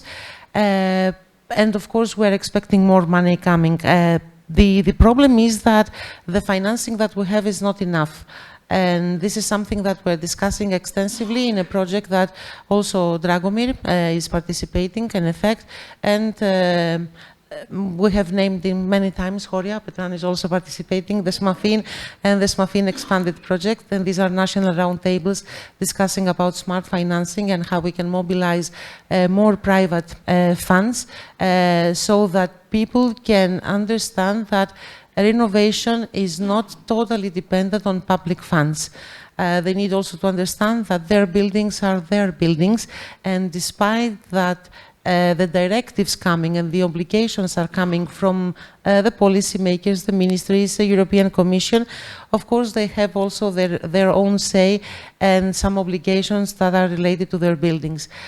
So in a very recent cross-country lab that we organized with the participation also of Romanian experts, Horia, correct me if I'm wrong, it was Ioana Voinescu from the bank, I don't remember the bank. Okay, we discussed, yes, with other financial experts, we discussed that it's very important to understand also the consumer behavior when it comes to renovation. A few minutes ago, Dragomir said that we need to be close to citizens to help them understand the value of renovation. On the other hand, we need to also understand their behavior when it comes to financing. Exoeconomo is a very good example, but it's a subsidy, it's free money. Last year, actually the last 2 years, we have another program, which is the I Am Renovating, which is a loan. the money is still there. No one would like to take a loan to renovate their house, even though all the conditions were in favor of the one taking the loan. So this is a good example and also a good case study to find out why people that they are not in need of a subsidy, they do not value their own property and they are not taking the step forward despite there are money available even through a form of a loan to take the loan and renovate, not only to increase the value of the property, to increase also the health conditions and in general the health and well-living of their lives. I know we're running out of time, so I'm closing this intervention here. Thank you, Alice. Yes, maybe we can also continue the conversation during coffee break. But one final comment on this regional cooperation potential from Anca and Dragomir, if you can. Thank you very much. I would like to say that, as you know, our countries are facing very similar challenges in implementing the National Building Renovation Plan and transposing and implementing the EPBD. We share an aging and energy efficient building stock, problem with similar multi-apartment residential buildings that are not necessary the same type of problems in the Western European country, high levels of energy poverty, shortage of skilled professionals, and also seismic and climate vulnerability. So I think that we can have a stronger regional cooperation that can bring a significant added value. I think there are already a lot of, and you know almost better than me, that are already, we have a good, let's say, tradition and a good experience in cooperation in different European funded projects, but not only. Because we think that we need a kind of regional cooperation platform on building renovation and energy transition that can help us, not necessary to develop a new institution, bureaucracy to have but to have a discussion forum and try to, as this type of conference it is, in order to exchange the best practices and the worst practices, not necessarily the best, because sometimes we are learning better from the problems, not only from successful projects. We need to see also, we have an important problem that was raised also today regarding the heritage and historic buildings. Under the National Renovation Recovery Program, we started to develop some important topics regarding this type of heritage that can be very easily destroyed through just to energy performance interventions. So we need to see how we are tackling this heritage building, but also we have a lot of place to discuss and to learn from each other regarding the new technologies and the monitoring of technical data and all type of works. Also, I hope that this is my English is not so poor in order to give a different comment that I want. I think we need to have a clear, stronger voice together, because sometimes our part of the Europe is have its own particularities regarding the building stock. So sometimes when we discuss with the European Commission, it's better to discuss with the common voice in order to find a good solution and to be understood in relation with our particularities. Because as I said, we have this type of challenging regarding the huge building stock that is affected by seismic risk. Social affordability of the transition is sometimes different than in Western EU countries.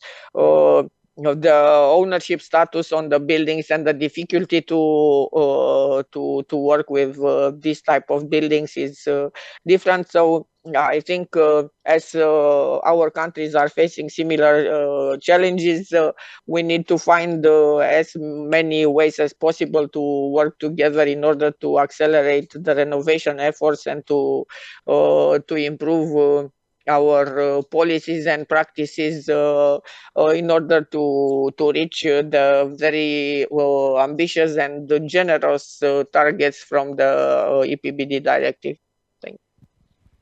Thank you. Thank you, Anka. Dragomir?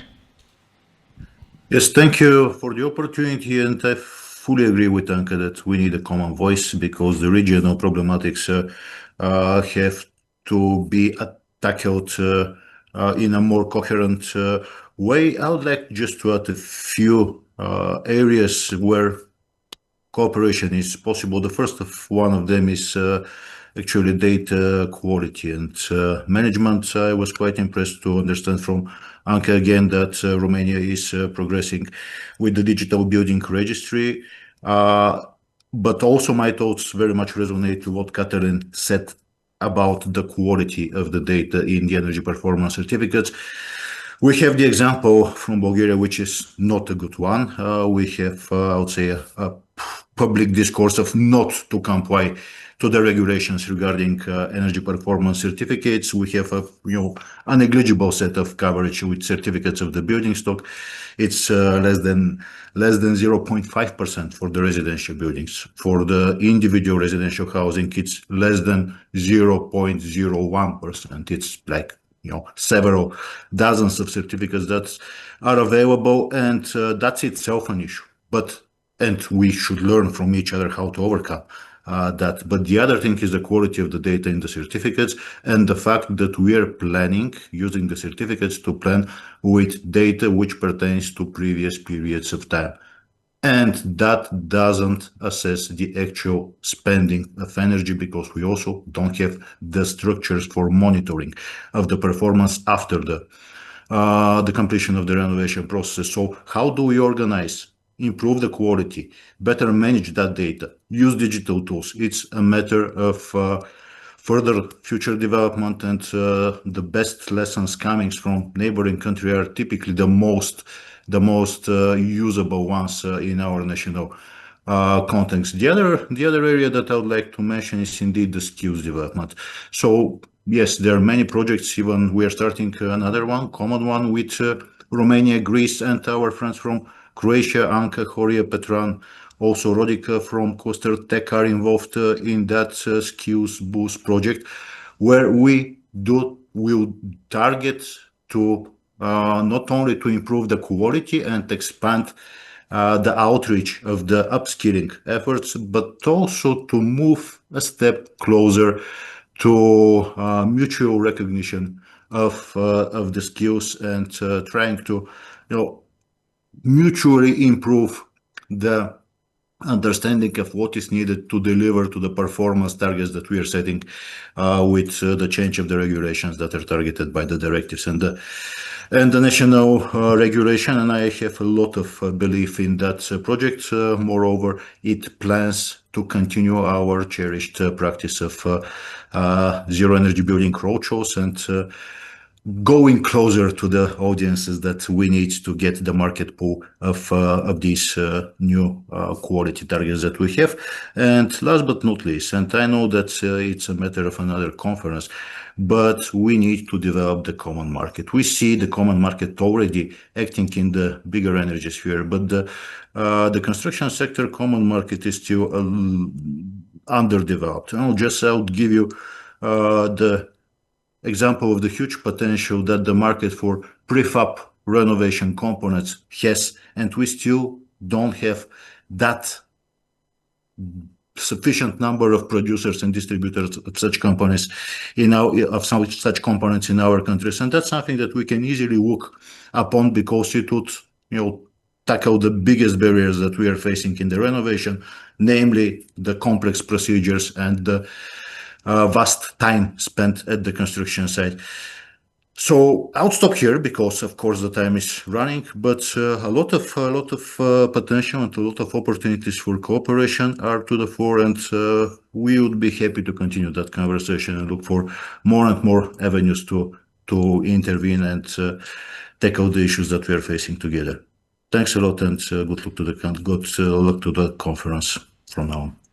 Thank you so much, Dragomir. Yes, we will follow up on this regional cooperation potential sooner rather than later. One final word from Cătălin Lungu. Thank you so much. I will spend less than 2 minutes to answer to this final question. There are a lot of directions in which we can cooperate. I think it's very important to keep in mind that we don't have to reinvent the wheel. What I mean by that, if, for example, Bulgaria has a very good financing instrument, then we can take it and use it.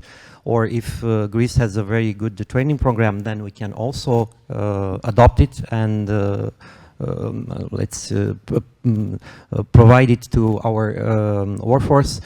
So there are a lot of fields in which we can cooperate. The cooperation is there. There are a lot of European projects in which our countries are involved.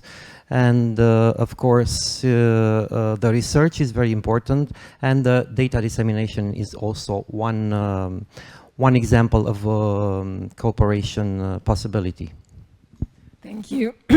And yes, with this optimism in sight, we have to acknowledge both the progress, see the challenges ahead on reaching these 2030 targets, but there's also this optimism that this is feasible, that it's maybe financially less feasible, and also workforce-related feasible. But we do have hopes that maybe with a coherent voice at the regional level, we can maybe move forward faster than before. So I will leave this here. Big thank you to all our speakers for the session in the first panel, but also our keynote speaker. And now I would like to invite you for a coffee and a croissant in the garden. And then we can maybe begin the next panel at the program for the second part of the day at 11:15. I'm sure, I know it's a bit delayed, but I hope we can manage. Thank you so much.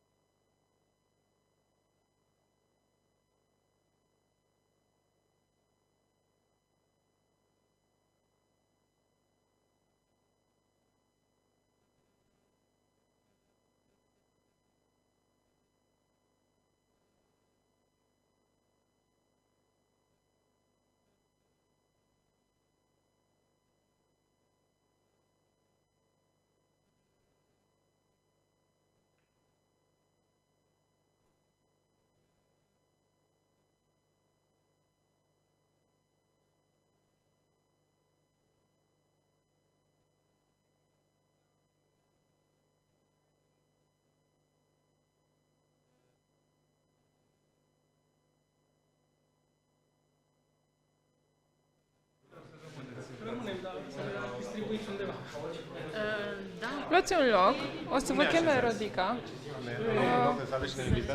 Da, da. Da, deci primele rânduri eventual. O să introducă...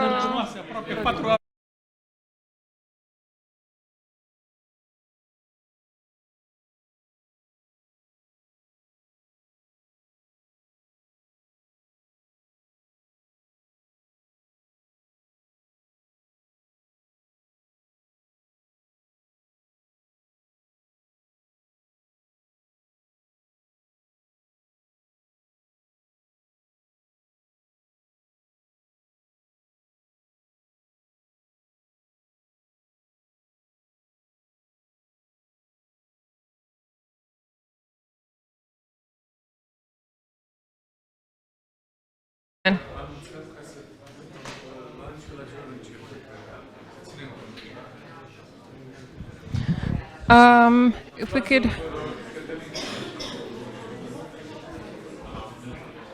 Okay, we're starting now, the second panel, second part of our conference. So we're starting the panel 2 now, circularity and sustainability in the built environment. The first part of the conference already set, I believe, a good foundation of what we're going to delve into for the second, for the remaining 2 panels. So I would like to invite for this my colleague Rodica Purcel. She's a researcher here at EPG in the Buildings and Cities Department to take over the role of moderator. Rodica. Finally, I will test the microphone. Mainly we know that the performance of the buildings are associated with energy consumption. Can you hear me? Because I didn't sing before. Okay. Okay. So we associate the performance of the building with energy consumption. But now we have to extend our perspective. It's becoming like more broader. So now we have to assess the building's entire life cycle, from the selection of the materials and the construction stage, through the use or the operational stage, renovation, demolition, and then reuse or recycling of the materials, let's say. In other words, or in simplified words, now we have to access or to calculate, to estimate the carbon footprint of the building at each of this stage. We all know that we have European levels framework that help us use a common language for this, like for discussing the sustainability of the buildings, like meaning all the criteria. And at the same time, EPD is somehow, okay, not forcing, but turning this principle into legal reporting requirements. Okay, so today we are trying to discuss in a circular way the construction management waste, the circular design, low carbon materials, and the new indicators we have. Like life cycle, global warming potential, and whole life cycle greenhouses gas emissions for the building. So I would like to welcome our speakers, Mr. Raul Pop, State Secretary, Ministry of the Environment, Waters and Forests. Thank you for coming. Every time I'm forgetting to use the microphone. Thank you. Eugen Pănescu, Vice President, Architects Council of Europe. Thank you. Mihai Moia, Executive Director, Association for Promoting Energy Efficiency in Buildings, known as RONF. And Andrei Ceclan, President, Societatea Auditorilor și Managerului Energetici din România, SAMER. Thank you all for coming here. I think we can start now. It's working? I'm confused. Now we have to disclosure a new indicator, like a whole life carbon indicator or emissions. This indicator is expressed in kilo CO2 equivalent per square meters per year. The calculation is carried out for each stage of the life cycle. And of course, each member state must prepare its own national framework. More specifically, each country must establish a methodology for calculating whole life carbon emission of the buildings. And it must define how it's reported, what data are used, and who is responsible. And also this reporting will need to be integrated in the construction permitting process. So just a general introduction. How can we benefit from this indicator?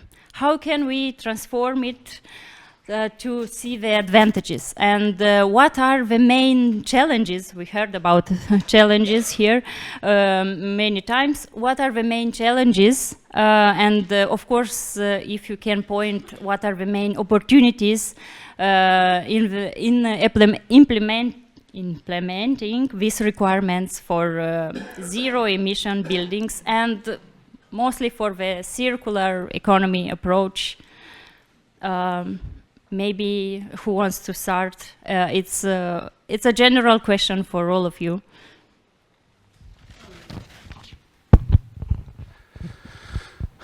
Hello everybody. Thank you for having me. Congratulations for the 7th edition of this forum. It's important. I'm very happy to be here, especially in this particular building. You're new-ish, right? Yes, 1 month. So new office here in Bucharest. Congratulations, and the best of success with all the projects. Before getting into measurements and how we use them, I would like to address some of the things that have been said in the first panel. In no particular order, the way they come to mind. I appreciated a lot Mr. Tsanev's emphasis on collaboration between stakeholders. And I do believe, and I keep saying that every time I have the chance, I do believe there is no silver bullet in just one single shotgun of one particular stakeholder. I believe in this quite complex topic, which is, depends how you want to say, how you want to call it. Now you can call it quality of living, for example, which is the new kid in town in terms of buzzwords. Or it's a kid in town that has come back, because we have talked about it a couple of, I think maybe over 15 years ago. So yeah, I do believe that cooperation and thorough understanding of each particular role in this very complicated environment, it's of paramount importance. Secondly, I would like to refer to what Mrs. Korovesi, I think, said, just to make sure that I pronounce it correctly, on the on why the people don't take credits when there is free money in the market. That's why. There is free money in the market. I don't think it's a matter of not affording to take a loan in order to improve housing conditions or energy efficiency. It's a matter of, why am I the only stupid guy who will pay from his own pocket when some others are getting money, free money from state or from whoever? And that's why I think the importance of the discussion, together with the financing, with commercial financing partners, is also extremely important, because they do know how to sell loans, and probably they also know a little bit of psychology. And I'm talking about this topic from a background of several, let's say, errors made by the Ministry of Environment and the likes, when we have promised all sorts of subvention, all sorts of subsidies programs, and because they were just promised and not started, sometimes the market just got blocked. everybody was waiting to get the free money, which it's in human nature, and I think we shouldn't fight that. We should just make sure that we know it's there and know how to work with it. Thirdly, I would like to address the very honorable request. To the same extent, I do believe is not in the right moment for data quality. I do believe data needs to have quality, but using data quality as a pre-requirement, very, very well pushed, very strongly pushed forward when we're talking about data availability, it just turns into an excuse not to have data. Of course, we'd like data to be of highest quality possible, but we all know it's never going to be perfect, and we all know that we need to move more agile than expecting to all the right alignment of the stars to be in place in order to press the button. There are several elephants in the room, which I think we need to, I'm not sure what you do with elephants in the room. Take them out one by one. You need to remove them from the room, right? In order to make sure that we advance. One of the elephants in the room is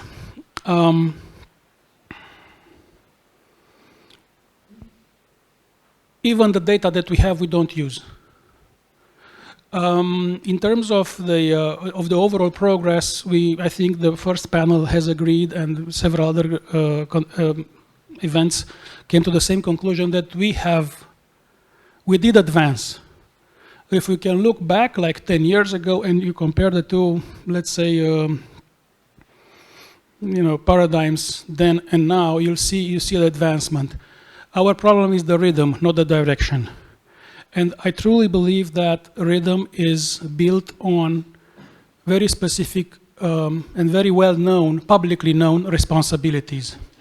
And to me, that the data is probably, or the biggest feature or the biggest advantage of having data is to being able to communicate very, very clearly. For example, my desire is that at the 8th edition of this forum to start with some charts up there.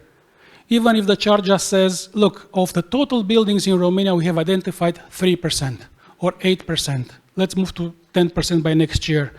Of the total renovation of the schools, with all different instruments that we have at hand, out of 13,000 schools, we have renovated 10. By next year, we want to have 20, and so on. Because otherwise, we keep on talking about things that need to be done, and everybody agrees on that.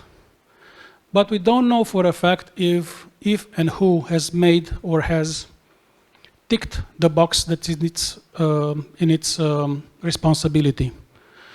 We do know for a fact that the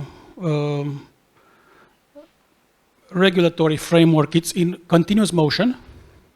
We do know for a fact then that in exact parallelism with that, every single month we get an energy bill. And the energy bill will come next month again, the next month again. We cannot wait until the regulatory framework is going to be perfect and the data is going to be like in a fairy tale, all there. The data does not save emissions. The data just shows who's supposed to save emissions and he's slower than the other counterparts in doing its particular job, or his or her particular job. We do appreciate all the efforts that are made, both from the public sector and from the private sector. I think our biggest elephant in the room again is that we don't need to talk too much about what needs to be done, because we've known that already for maybe 20 years. We need to talk a lot about how what that has been done can be scaled up. And at this point, we didn't identify the tools to scale up all the huge know-how that we have built in pilot projects. And I do believe that something that was said earlier, that we'll never have enough money, so we need to prioritize. But in order to prioritize, you need to have data to compare priorities in order to, to finger point exactly the first one you're starting to tackle. Here, the state can do a lot more and a lot better and a lot faster. And I think the Ministry of Development is doing some huge steps forward with this building registry and the matching of the building registry with the auditor's registry and so on and so forth. But we do need to have enough arguments for private money to go into building renovation. Because at this time, we only talk about expensive. For an economist, expensive doesn't mean anything. You put some money into something in order to get some other pile of money at the end of the project. We always need to compare those two. And I think we don't see it. We can. Carbon emissions it's even farther down the road when it comes to public understanding. But reducing, at least reducing off. I have an issue with the English word of waste, because in Romania we have two words. One is deșeuri and the other one is risipă. Wasteful activities. In order to eliminate at least wasteful activities, wasteful spendings, you need to make sure that you understand which ones they are. And at this point in time, we are just navigating through them. They're not necessarily pinpointing very heavily on the let's say, outcomes that can be achieved. Let me give you an example. I would like to look at municipality, at any sort of local market in Romania, and say, look, this year they have spent so much on energy as compared to last year because they've made something in between. We didn't see that sort of approach. And now getting back to the, and this is going to be my last idea, getting back to the circularity of the buildings. Of course, everything is energy. We can always interrelate everything with everything. But when you talk about construction and demolition material waste, right? There you have to have an extra layer of, an extra actor into the responsibility field, which is the producer, which are still struggling to find the interrelations between the producer, in this case the builder, whoever he is or he was, because now we're talking about demolition waste from buildings coming for the last 100 years, let's say, and somebody has to pay for that, and if the state has to pay for that, I will let you guess how much money will go from there to renovation. And also we'll do have to have a market for what comes out of it. Because besides data and cooperation, and let's say the state tools, you need to have a market in order to be able to cope with the challenge. If nobody's asking for demolition, for materials coming from demolition activities, then everything will have to be steered from fines and legal obligations and inspections, and that they can do only that much. The rest of it has to have a demand in the market. You'll need to have, like we have, for example, for plastic bottles. Starting last year, the plastic bottles need to contain 25% of recycled material. I'm not sure if there's any, let's say, mandatory requirement for a green building. Mandatory, when I say mandatory, I mean by law, not by voluntary standards, to have a specific amount of, let's say, recovered materials in the works. And I think we should focus this. I mean, we should have focused discussions on each technical particular thing that need to go deep and find the levers to make that happen. Thank you. That's a huge work. Thank you for this broader introduction. Let's go to our next speaker. So I am reminding you, my question was about the indicator of the carbon emissions and what are the challenges regarding them or opportunities. How can we transpose this indicator in a good way? How can we promote in a good way? Okay, I will also try to express a point of view on that. Thank you for inviting me. First, I'm representing the Association for Promoting Energy Efficiency in Buildings. Basically, we are representing the industry of the main companies that are producing building materials and providing solutions for increasing energy efficiency in buildings.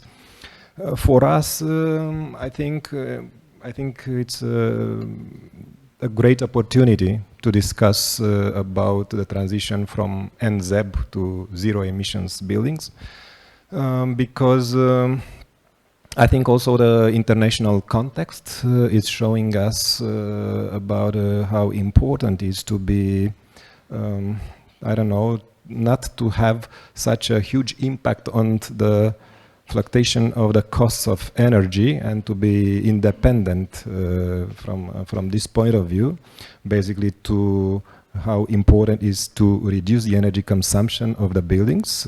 It was the concept of NZEB, but more to cover it from renewable sources, and now we are talking about zero emissions buildings. And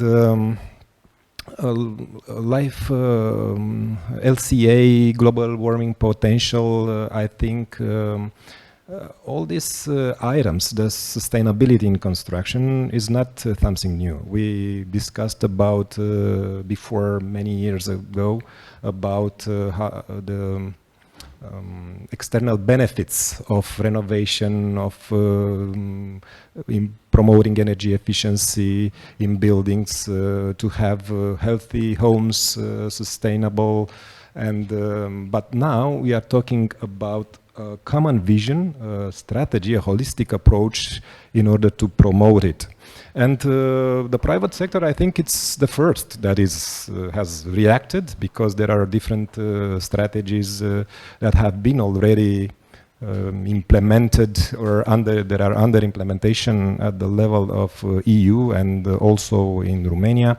And we are discussing about sustainable development strategy, ESG. So there are, at least for the big companies, there are many requirements, of having a long-term strategy for sustainable development.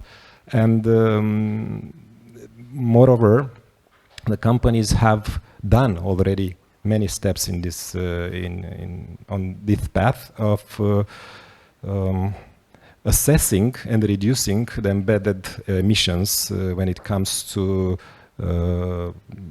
construction materials on the entire life cycle. How do we have this, and where do we get this? We are talking about also availability of data, yes, because the companies, as I said, the private sector, they are preparing a long-term development strategy, how to reach 2030, 2050 targets in terms of lowering or the carbon footprint on their entire activity. But also the companies are trying to improve their products to be sustainable and their solutions. They are using EPD, environmental product declarations, and in order to be effective on the market, that means that all the stakeholders need to support this market for having this efficiently implemented. Otherwise, we'll just have some wishful thinking and very nice targets. But on the other hand, I think now, and seeing, I don't know, the statistics from the European Commission, we see that there is a huge need of stepping the gas into the implementation of reaching that decarbonisation target for the building for 2050. So it is the great momentum to go there and to increase the ambition also at national level. We are at the right time now that we are transposing the EPBD into the Romanian legislation. The companies, I think, are prepared to deliver the materials and solutions also with a very, very low carbon footprint, but we need to create the context so that this best available technologies to be implemented. Moreover, as Raul said, all the stakeholders, different strategies have to be aligned in order to support this. Otherwise, because it makes sense, it is very easy to understand that it's cheaper to buy new material raw material, for example, than to get it from recycling, because you have the cost of collecting it on the market, recycling it. So basically, if there is not, I don't know, a common strategy for enforcing this, I think will not encourage this trend, but will go in a... Should come from the politics or government, like this push? Of course, we are discussing about the regulatory framework, but here we are discussing about the Ministry of Regional Development, the Ministry of Environment, the Ministry of Energy, also the Ministry of Economy. So basically, from my point of view, all these 4 central institutions have something to do and to say about this, and that's very ambitious, you know, to align them all. Not to mention also the sustainable development strategy that's under the coordination of the Prime Minister office. So there are 5 central institutions that have to align themselves into promoting this strategy.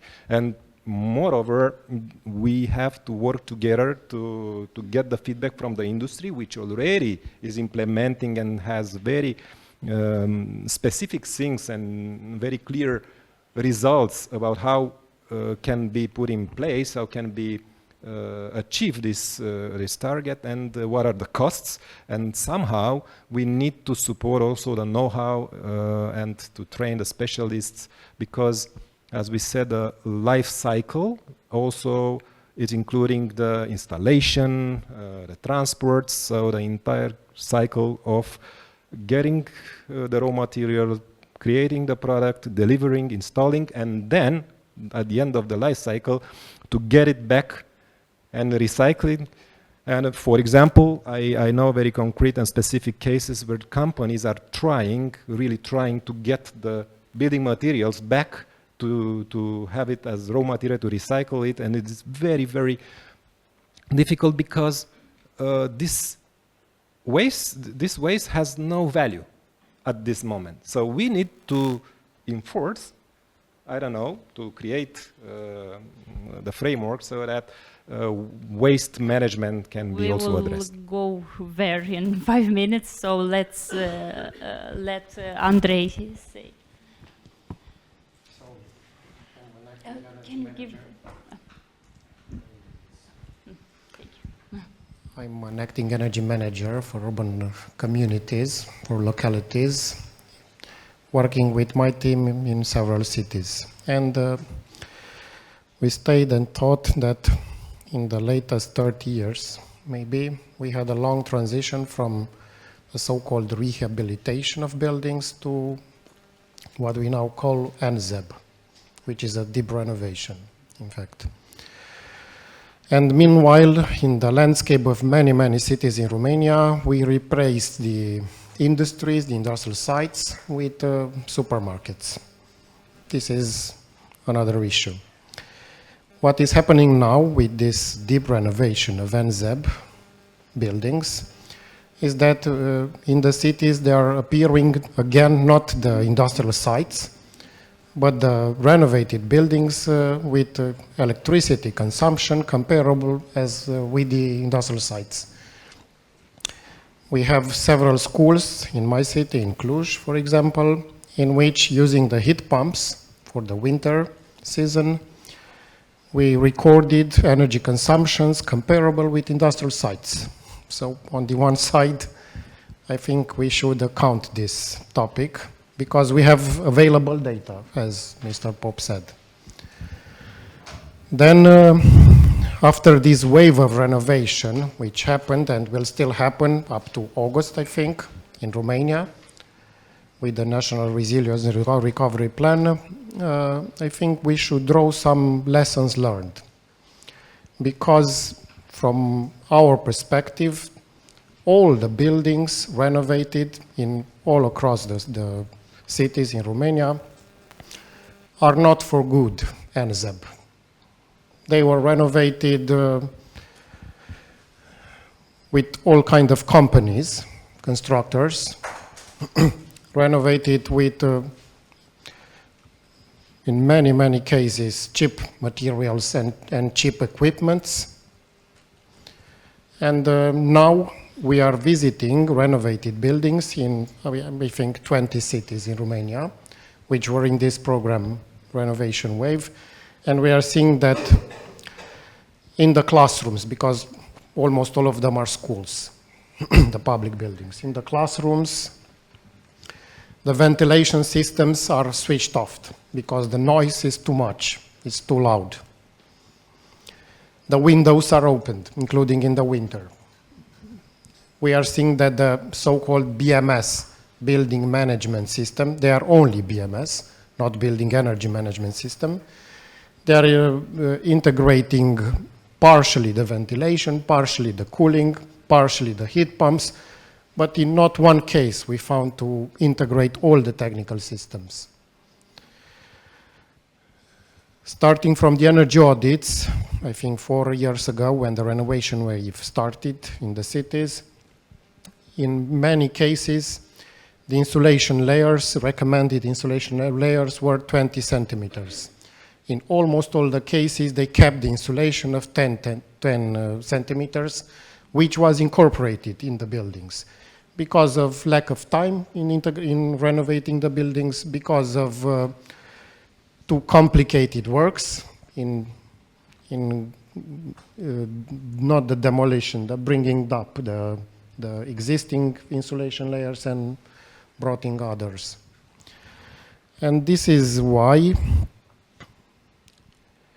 considering the as-built renovation all across the cities, we are now promoting another kind of transition, energy transition, from NZEB, not to passive buildings, because I think this will not be possible in the near future, but to active buildings.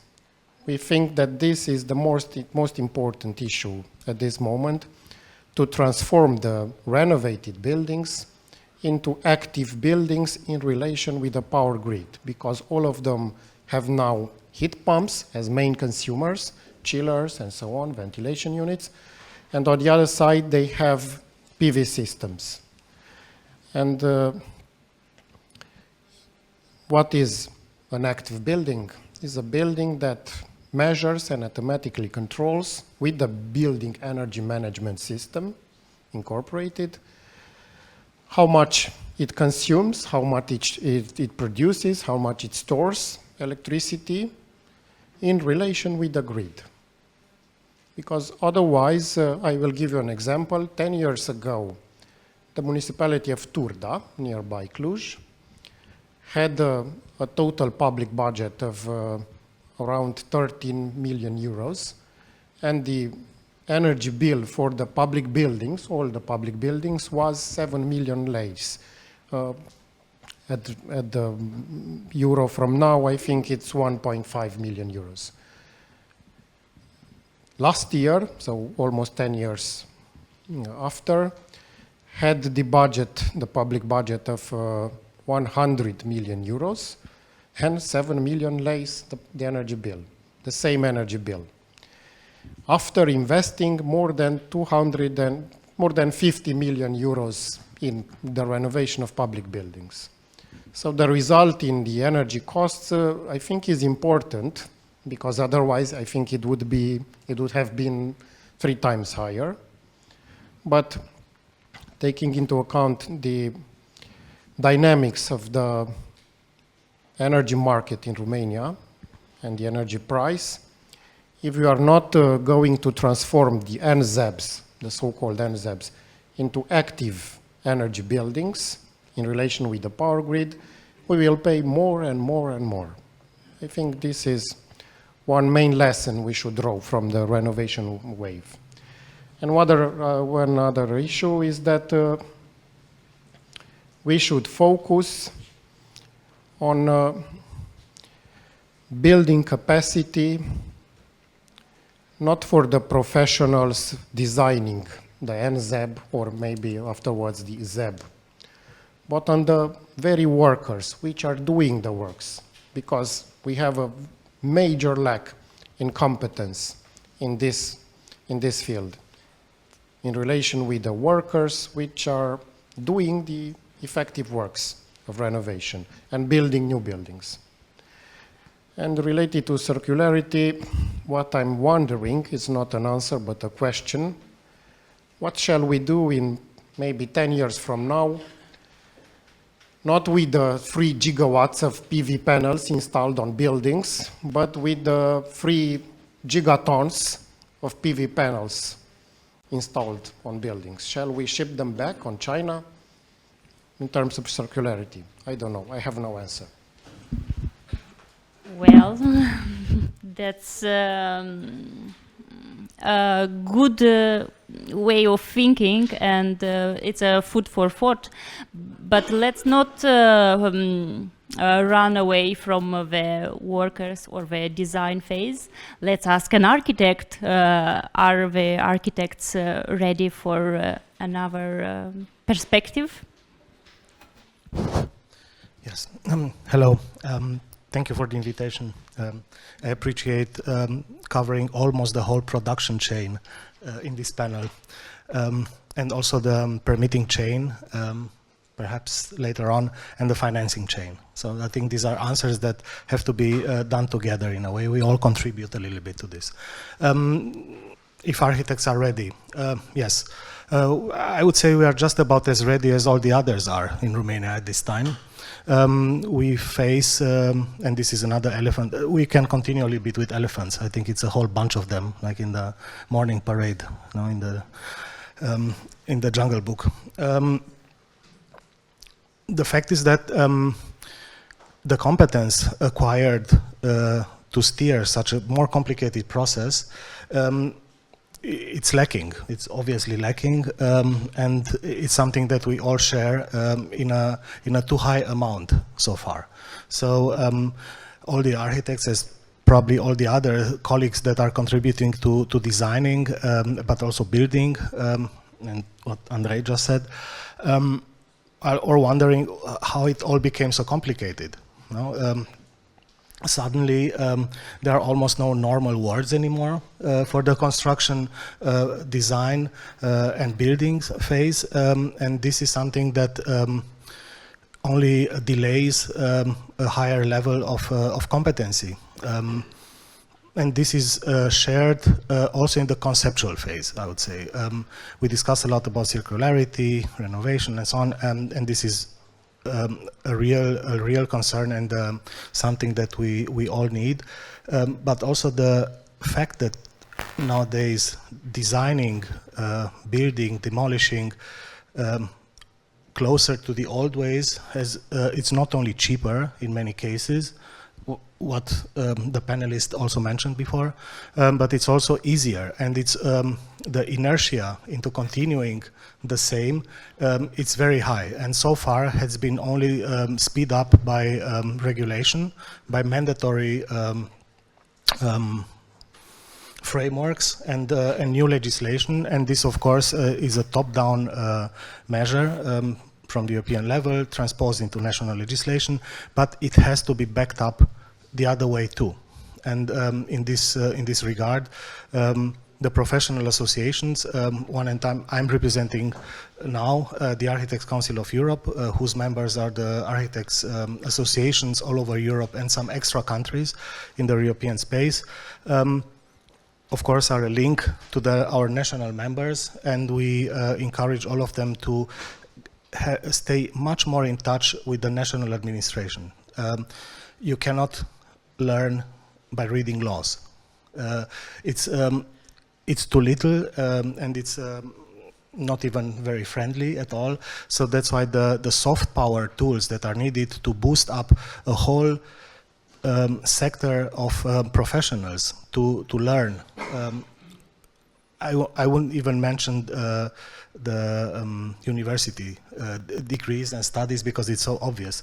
I'm referring to active professionals who have to take time to learn something more and to do a little bit of extra tasks. And for this, we, at national level in Romania, as far as almost all the other European countries, are pushing quite a lot what we call CPD, this continual professional development, which in many countries is a mandatory continuous task that you have to check milestones every year, every 5 years.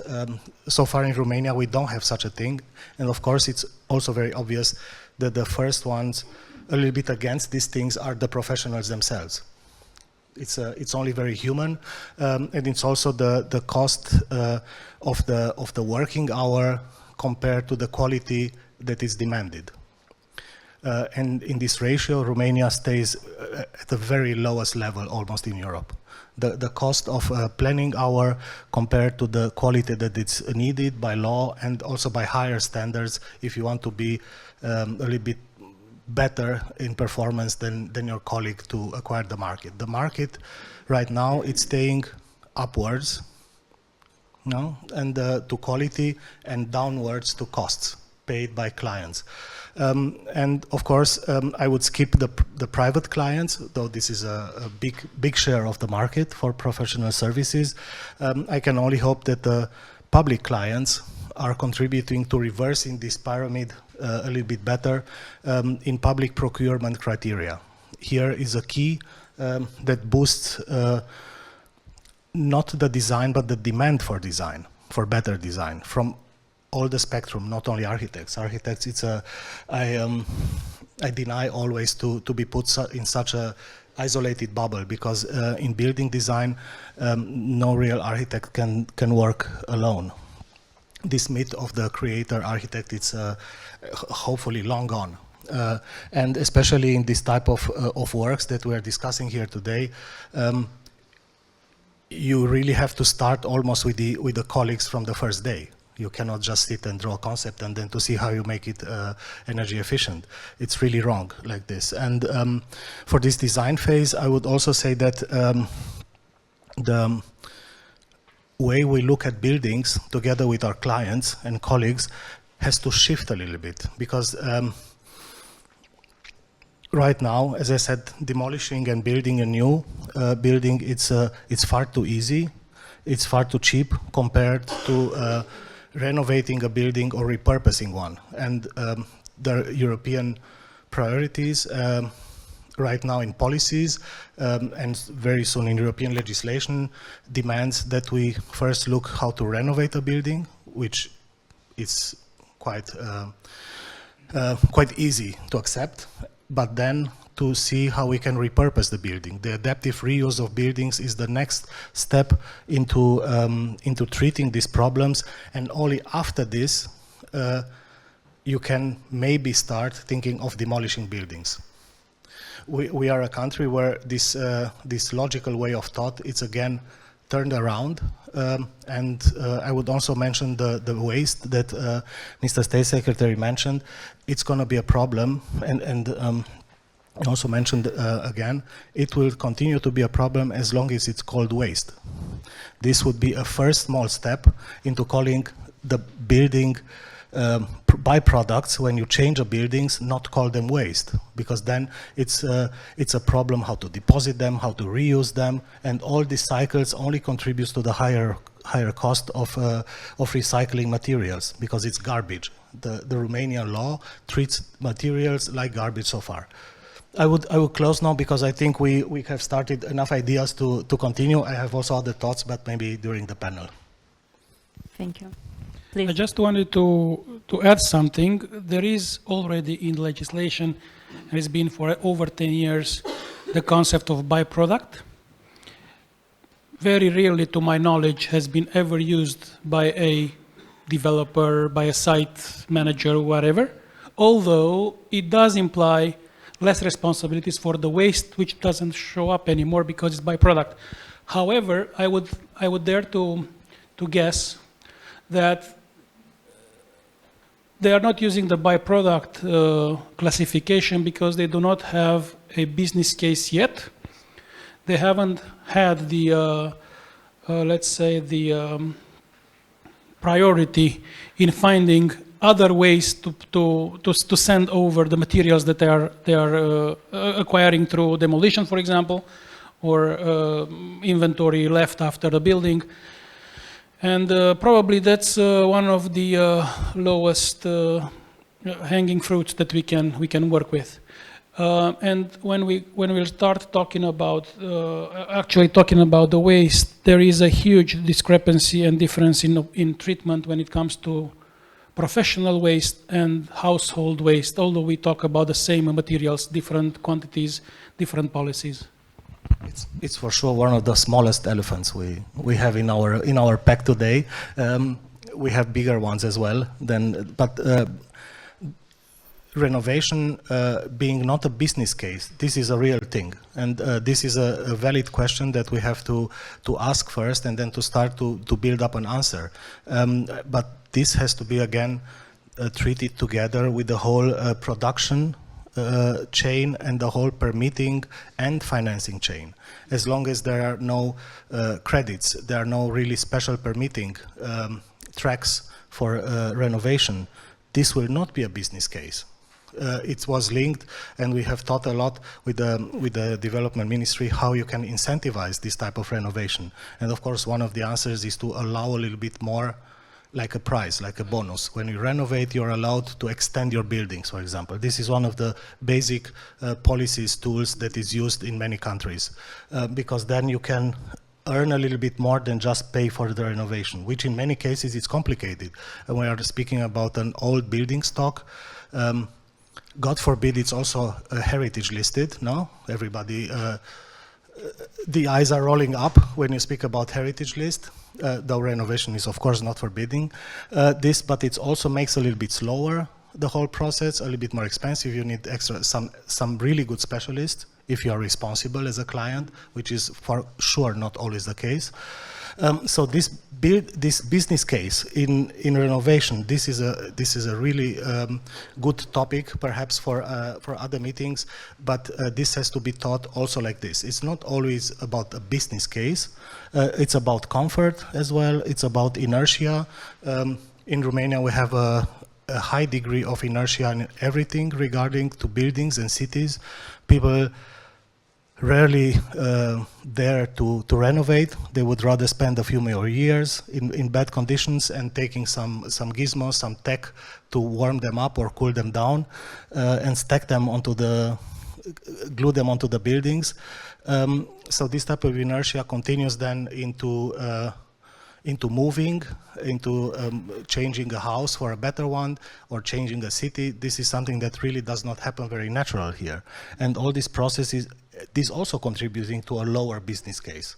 And then the credits that you have to take at some point from a bank, it's subsidies from the state, I wouldn't even mention too much because there is scarcity there. But the private financiers would give some loans for renovation in some conditions, discussing green credits and so on. Some of the banks are starting to use these. So this contributes to a business case in renovation that it's really the topic. I think next time we should invite a financial advisor, because it's somehow linked. All the materials and all the processes are linked to financial elements. But speaking of demolition, you mentioned like very good point. Actually, I was thinking about myself. What is happening with the demolition waste from the regular people? In Romania, usually people are renovating by themselves or just. To note that you have 6 minutes remaining for the panel. Already. I'm the first one to clarify. Okay. A little bit. No, we have 5 minutes more because we were late. Yeah, because I mean we should have been done 9 minutes ago. So let's say 6 minutes will do. Yeah. Well, very briefly, I will give you the how it's supposed to be answer. You call the city hall and tell them you'll have, I don't know, 50 sacks of whatever debris, and they will provide you with a solution. But that will generally cost you some money, at least for now. While in the meantime, there are public money spent in drop-off points. Called in English, in Romanian, centre de aport voluntar, where you'll be able to take your own waste free of charge and leave it there, rather than paying somebody to throw it away in a forest. Okay, so 1 minute each, I'm sorry, for the last final question. Actually, it was the second. The final thoughts, or maybe you can suggest a next step for Romania addressing the circularity and also don't forget about carbon footprint mentioned. Something very simple. I would like, and getting back to what Mr. Ceclan was saying, and I appreciate it very much, I would like to have every municipality and even every company publish their budgets for energy costs. And that in itself will be a huge step forward.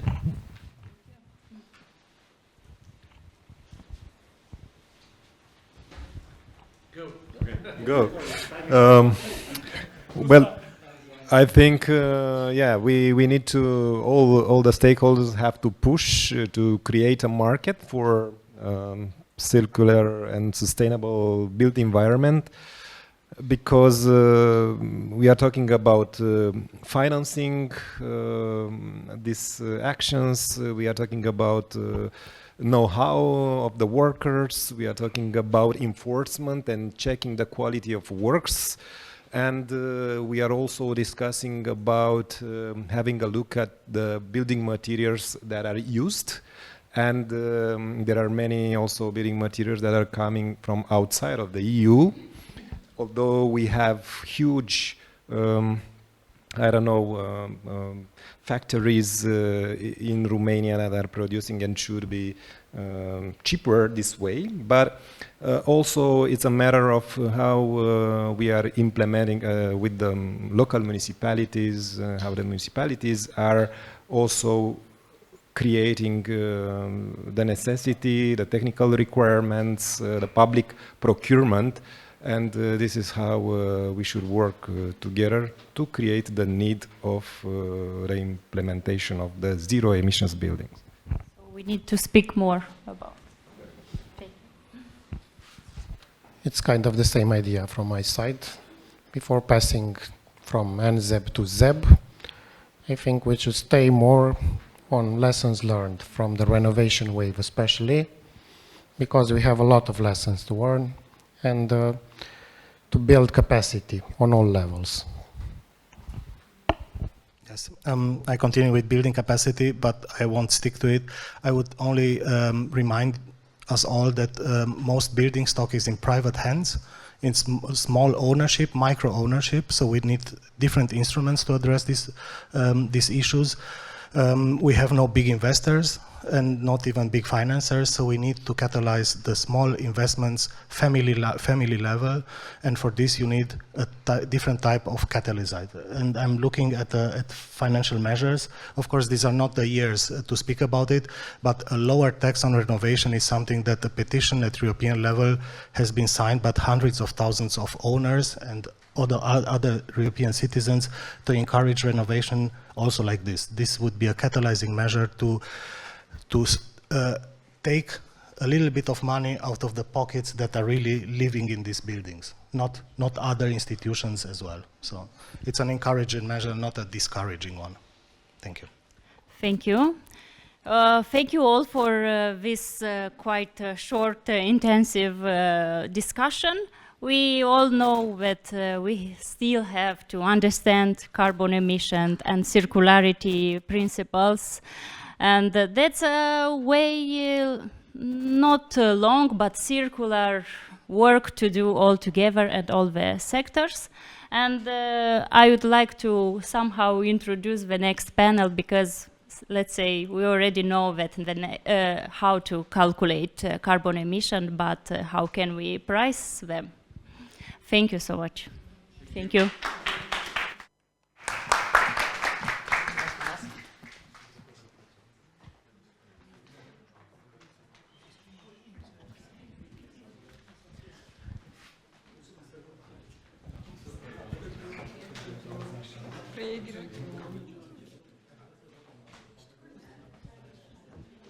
Thank you.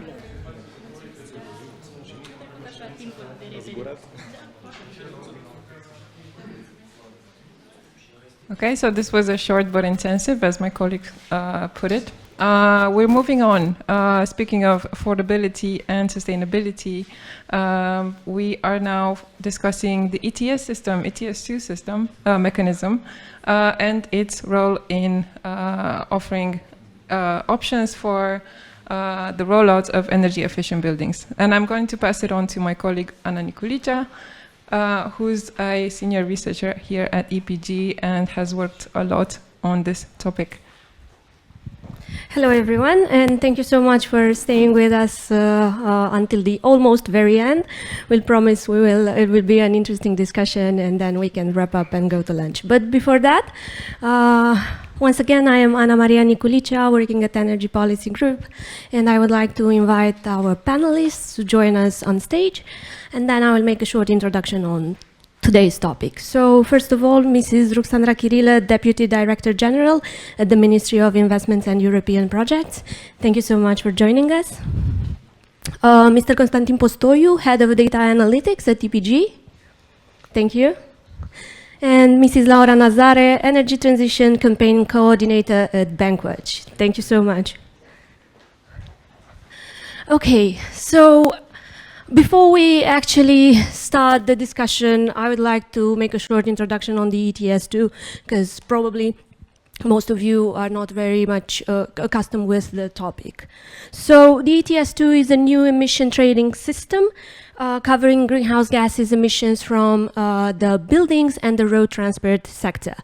How this works in a nutshell, and why is it important for us to know about it, is that fuel suppliers will have to purchase emission allowances, and then the expected cost that they will incur will most likely be passed on to consumers in their bills. At TPG, we have calculated this impact in the households in both sectors, and we can say roughly that between 2027 and 2030, the impact would be around 49, at least 50 lei, and between 50 lei and 76 lei per month for a household with a average gas consumption of 100 cubic meters. And in order to mitigate this impact that households will face, the Social Climate Fund was created to help cushion this impact. Romania will receive roughly 6 billion euros from the Social Climate Fund, to which another 9 billion euros will be added from the ETS2 revenues, according to EPG's calculations. At the European level, the decision was basically to postpone the implementation of the ETS2. Initially, it was scheduled for 2027, but now it will kickstart in 2028. In order for member states to have more time to prepare households to incur these extra costs. Romania, I would say unfortunately, has transposed the ETS directive with a postponed start in 2031. This actually comes with risks.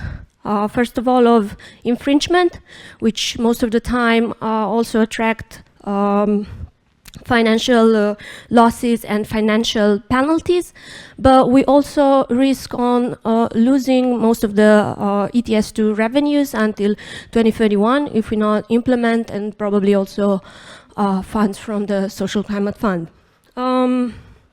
Yeah, basically we have seen in March this year how the crisis of the Strait of Hormuz has led to significant rises in fuel prices, but without the redistributive effects that the ETS2 and the Social Climate Fund would have generated. So we have the extra cost, but without the extra instruments to cushion these effects. So overall, what's the main idea to understand is that The Social Climate Fund is an instrument to anticipate and cushion the ETS2 impact and help consumers address the extra cost. And I would like to start with Mrs. Ruxandra Kirila. Relating to the building sector, I guess all of the discussions here led to the conclusion that deep renovations require large upfront investments and they last a long time and their effects are not felt immediately. So my question is, how does the Social Climate Plan and Fund intend to reduce the impact of the ETS2 on vulnerable households and prevent the exacerbation of energy poverty, and basically how can we drive meaningful structural change instead of just short-time relief? Hello everyone, thank you for having me here and for having this great opportunity to talk about how public policies and how ministries think about these essential issues.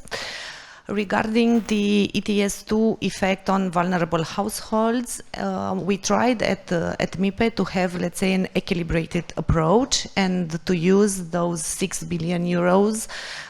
We split them, let's say, in half also for the energy sector, for the transport sector, and also for the buildings one. Yes, indeed, we have some let's say, concerns regarding how these deep renovations could be implemented, but we made several analyses also with the help of your colleagues from EPBD and Bankwatch, and we draw the conclusion that these type of deep renovations are the best answer to our problem, because they also have effects on the long term, and this will translate on better housing stock, on lower energy bills, and also will help the vulnerable groups to be able to face the volatility of the energy market. Nonetheless, we also try to have, let's say, a holistic approach, not only to address those who live in multifamilial buildings, but also those who live in unifamily, in single-family buildings, because we know that we have some energy poverty also in the rural areas in Romania, where no one talks about. We have also draw the conclusion from the studies that when the energy prices go high, also the biomass prices go also high, and we need also to address this problem. We try also to make renovation, but also to encourage them to use clean technologies and to modernize some heating systems, and also to try to reduce the household dependence on fossil fuels. Also, we need to see that this type of intervention will produce their effects on the long term, and also on the short term we need to help those families to pay the bills. So we'll also have this direct income support to help them in the first phase to alleviate this pressure on the energy bills, and to be able to have some let's say common comfort in their houses. Also, we tried to have an investment relating to using the heating pumps in multifamilial buildings, but we had some further discussions with the Ministry of Development and the Ministry of Labor, and we are thinking about redirecting those funds towards some new housing for the vulnerable ones, to the social housings, to have a special measure for the social housing. And I've heard from the speakers before that there is a big problem related to the financing. So we will have the opportunity to use almost 3 billion euros in grants. The contribution of the member state should be around 25%, but we can cover this national contribution through the ETS2 revenues. So we must, let's say, see this as a big picture of no impact on the state budget, so we can think forward to have some investments related to the building stock. And I think this would be all for now. Thank you. Thank you so much for bringing up all of this and explaining us your holistic approach in treating structural vulnerabilities. It seems to be a whole of a government effort to implement the social climate plan. And I wanted to ask you as a follow-up question, from your experience, your long experience in European investments, what are the biggest administrative and institutional bottlenecks that you anticipate regarding the implementation of the social climate plan? Well, we think that through having some, let's say, financial issues already covered, we still have a problem with the implementation, because one of the administrative capacity was also mentioned by my four speakers. So yes, it is very important. We also thought about having, let's say, more cleaner and more, let's say, friendly users guidances for the local and the public administrations, and also to help them to have, let's say, some technical assistance to be able to hire some people who have knowledge in order to be able to properly implement. And nonetheless, we need to raise awareness and to help public administrations to, let's say, to take the risk, to use this chance to do something for their communities. And I know that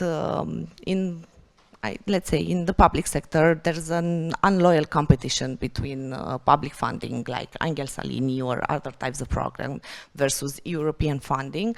And I really do hope that these budgetary, let's say, restrictions we will have in the next few years will help us gain some terrain with European funding, and also learn that European funding can be used. Another problem or issue we have is related to the fragmentation of the usage of those funds, because we have several financing sources, also in NRRP, also in the cohesion policy, and we cannot have, let's say, at this moment, the bigger picture. We cannot see the bigger picture, and where are the areas we still need to intervene. And also regarding the implementation, now I will put my NRRP hat on and say that without a proper costing and let's say having some real dialogues with the markets, with the constructors, with the building sector, we cannot have a proper costing that would lead to the real implementation of these investments. If we do not calculate these things properly from the beginning, we can end up having some investments which will require large funding from the beneficiary side, which will not further help them to implement, and we will not reach our targets. Yeah, thank you so much for your answer to the follow-up question. It seems like better coordination, both at the government level, but also within society, with the stakeholders, will be key in getting all of these hurdles sorted out. Next, I would like to move on to Costin. My question to you is, from your data expert position, what do figures tell us about the actual vulnerability of Romanian households to fossil fuel price shocks? also in the context of the latest energy prices raises. Hello, and thank you for the invitation. This is, although it seems quite easy to say that the poorest households would be the most affected by ETS2 and the fuel prices, the answer is a bit more complicated. Now, according to the European definition, vulnerable households are those who are already in poverty, or they will have difficulties in heating their homes or getting to essential services, EA transport, after the implementation of ETS2. So there are two different groups of vulnerable households. The first one is the one that's already in poverty, and the second one is the group that will get into poverty as ETS2 is being implemented. In other words, if their expenses will increase so much because of the ETS2 implementation, meaning higher gas costs and higher diesel and gasoline costs. Okay, let's look at the first group, the number of households in, let's say, absolute poverty, not energy poverty, not vulnerable. So the numbers have been decreasing. If we look at one very good indicator of the absolute poverty in Romania, which is the number of recipients of social aid, that has almost halved in the last decade. So at this moment, latest data shows that definitely there are fewer people living in absolute poverty. But will they be affected by ETS2? Of course, we still have them. The number is decreasing. Will they be affected by ETS2? Yes, they will. Not because they're using natural gas, because they don't. If you look at the poorest households in Romania, they don't use natural gas to heat their homes. They use wood and stoves. And they're most likely located at the countryside, and they use biomass to heat their homes, so they're not affected by natural gas. They don't own a car, so they won't be affected by rising prices for diesel and gasoline. Then how will they be affected? They will be affected for the prices of products and services they buy. Why? Because increasing the prices for gas, which is a main fuel in the food industry, increasing the price of diesel, and most of the country uses diesel to move things around. That means that there will be a domino effect having an impact on each household. So even though they don't use fossil fuels, they will be impacted through this domino effect. How big is the direct effect, and how big is this domino effect? At the level of households, and I will only use as a benchmark an average household in Romania, direct impact, meaning the rise in prices of gas, gasoline and diesel, will be around 60 lei per month. That's the direct impact. This is the latest figure that I found. So it's less than 15 euros per month. That's for the average household. This is the direct impact. What about the other impact, the indirect impact? Not according to the latest data and also other studies, that will be from a third to half of direct impact. So we're looking at 20 to 30 leis per month for an average household. So all in all, the impact on an average household of ETS2 would be less than 20 euros per month. Of course, the most vulnerable will tend to pay more of the indirect part. They don't use gas, they don't own a vehicle, and the highly impacted in absolute terms will be actually the ones in the wealthier category. Why? Because they have larger homes, they use a lot of natural gas, and they also are the highest consumers of transport fuels. Thank you so much, Costin, for this comprehensive explanation on the targeting and on the direct and indirect impact. Just as Mrs. Kirillov was mentioning, the price of woody biomass would also raise considerably after the start of the ETS2, and partially the social climate plan will also try to probably address this.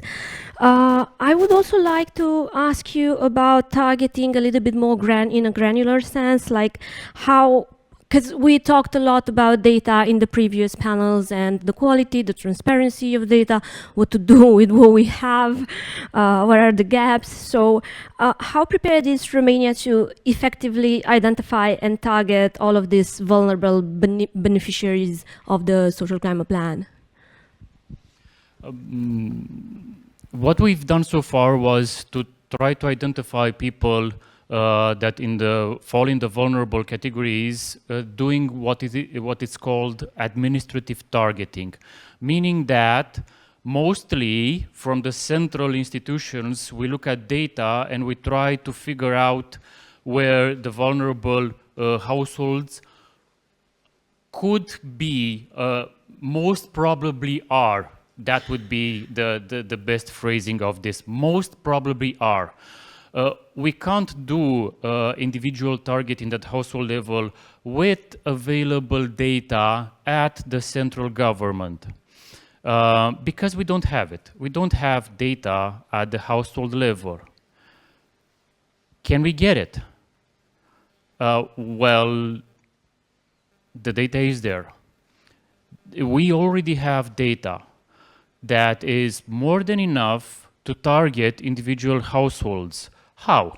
Well, maybe it sounds science fiction for some people from the public administration to get data from the local administrations. We have 3,200 local administrations in Romania.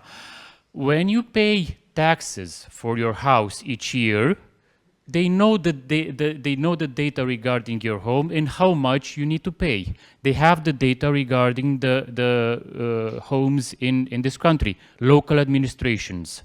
Also, every house has almost all homes have electricity. They have an individual contract.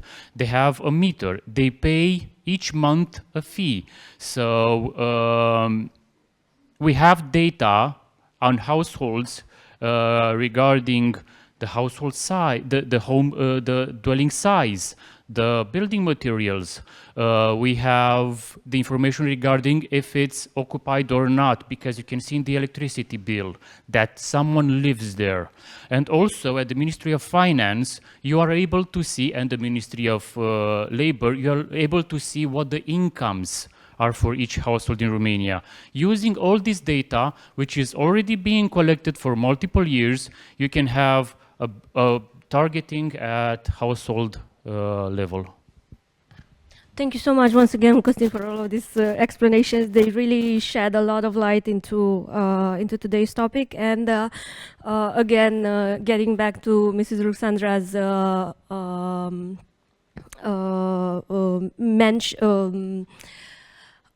efforts to coordinate all of this, the implementation of the Social Climate Fund, we have seen that institutional coordination is then key to successfully also target vulnerable households. And now I know you're prepared for another question, but it will come after Laura's intervention.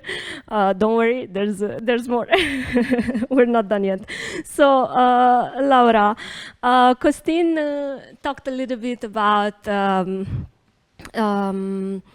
how the vulnerability that is caused by the ETS2 is not necessarily the same with how we understand energy poverty at the overall Romanian level. And I would like to ask you if you could explain a little bit more the differences between these two, and how can the social climate plan effectively identify and support this household at risks of becoming vulnerable.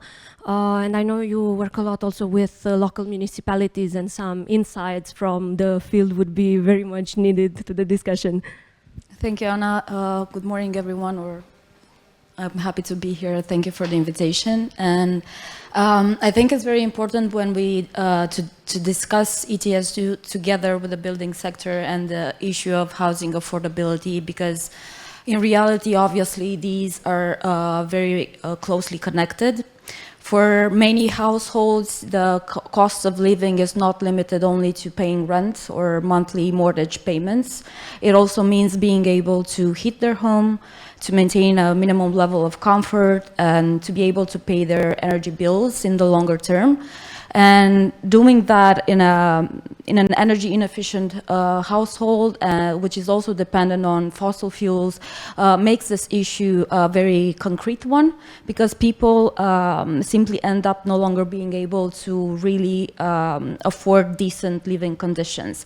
And I believe this is where one of Romania's biggest challenges in the coming years emerges in the context of the ETS2. How do we really identify in time those households that are not considered vulnerable right now, but can become vulnerable very quickly as fossil fuels costs increase? I also think that ETS2 also brings an important change of perspective, because until now public policies focused on mainly on households that were already facing severe hardships, defined primarily by income or by other visible forms of social vulnerability. But ETS2 forces us to look at also households that are coping right now, but that live in energy inefficient buildings, are depending on gas for heating their home, and do not have real resources to invest on their own in renovation and other clean technologies. And many of these people do not appear in the classic definitions of vulnerability. For example, if we're thinking about a middle income households in an urban area which uses gas to heat their home, this household may not be considered vulnerable right now, but may become highly exposed in the ETS2 context. And that is why I believe that it's an important step that Romania is now working within the National Social Climate Plan, that it's working with a broader definition of energy poverty and vulnerable households. It's a real attempt to capture the real complexity of this phenomenon. But I think this approach also comes with real challenges. As we all discussed today, the conclusion is that we really need more data. We really need integrated identification mechanisms, institutional coordination, and last but not least, I think we need also stronger administrative capacity at local level. And when I say identification, I do not mean passive identification. This doesn't mean that we're supposed to wait for vulnerable households to apply for our funding programs or for the existing funding programs. I mean active identification. We can use like proxy criteria that already exists. I mean, of course, the data is there partially, but what is missing is a real willingness and effort to really integrate it and go toward people and not waiting for them at the counter, right? And here I think we need to be very careful, because the risk is not that we do not have good measures on paper, because the draft National Social Climate Plan really includes like useful and good measures. The directions are the right ones, right? So the challenge will be whether these measures actually reach the people who need them.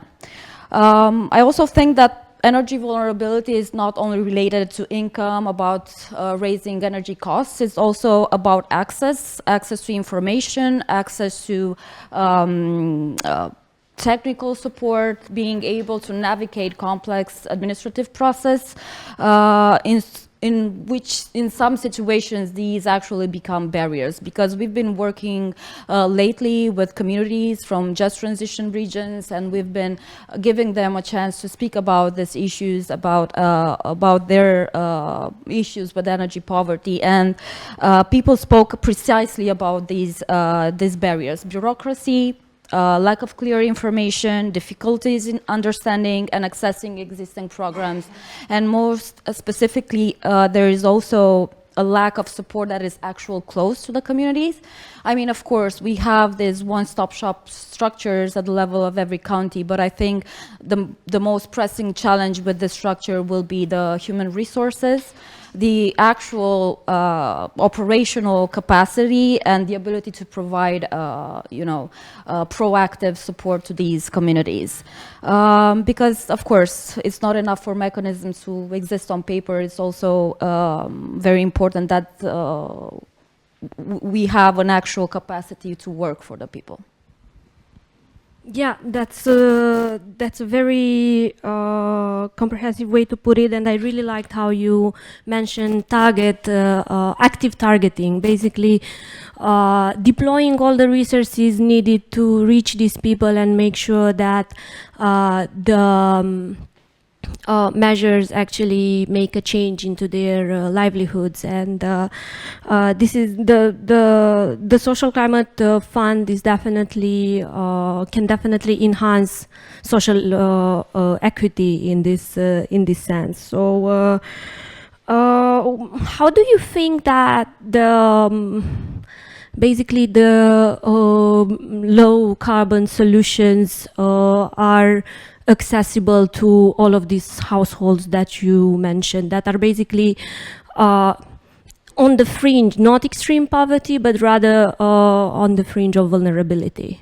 Will they be able to access all of these funds? Are they meant for them? I mean, not all the programs, but I think we also have an opportunity now with the Social Climate Fund and the Social Climate Plan that we can really accelerate the implementation of these clean solutions and clean technologies, but only if we are able to bridge this distance between the existing of funding and the household's real capacity to benefit from them. Because as I said, many of the necessary interventions or investments are already included in the draft National Social Climate Plan, but the real challenge is the speed and also the capacity with which these solutions actually reach the vulnerable, the households most exposed to rising energy costs. And I think it is very important that these interventions are also are not implemented in a fragmented way, because building renovation, electrification of heating, and the integration of renewable energy sources have the greater impact when they are designed together. Not as separate interventions, of course, but as part of a solution that reduces consumption and provides household with greater long-term stability. Otherwise, I think there is also a risk of financing solutions which are working great individually, but in the end do not sufficiently reduce the vulnerability, right? But at the same time, I think the way investments are organized is also very important, because interventions implemented at, I don't know, neighborhood or community level are can have much greater impact rather than isolated projects. And of course, I think for these measures to work at scale, the accessibility of programs, the administrative capacity, the existence of real technical assistance for households still remain like real useful interventions. But I also believe that there is a broader challenge related to the coherence with other public policies, because the transition towards electrified heating solutions does not only depend on the availability of funding, right? It also depends on how households, on how sustainable and predictable operating costs for these technologies are for households. And I think this includes also in the discussion, the discussion around electricity prices, because it's a good thing that we are thinking about investing in heat pumps in the draft National Social Climate Plan. But if electricity continues to be perceived by many households as, you know, an expensive option, we risk to promote solutions that are not, that will be met with reluctance, right? And even if they are more efficient in the long term. So I think that is why I believe that accelerating or truly accelerating transition will depend not only on the existing of funds, but also on our ability to really create this framework where households see that these solutions are accessible, that are stable and beneficial for them in the long term. Thank you so much, Laura. You really shed light upon very important aspects relating to access and the social equity of the Social Climate Fund and the measures. I would like to invite some questions from the public. We still have roughly 10 minutes. So if there are questions from the audience. Yes.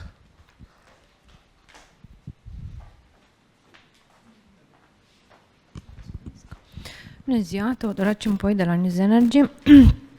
I would like to ask, it's not very clear what is the status of the National Social Climate Plan now, when we will have the final version of it, or I don't know, I haven't seen any draft of it until now.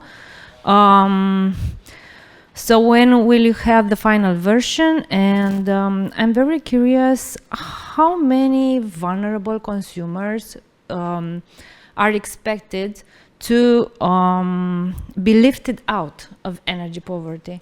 Because I know the requirements of the Social Climate Fund. We have very, very specific targets in figures. How many vulnerable consumers will be helped, will be supported, and how many will be lifted out of energy poverty?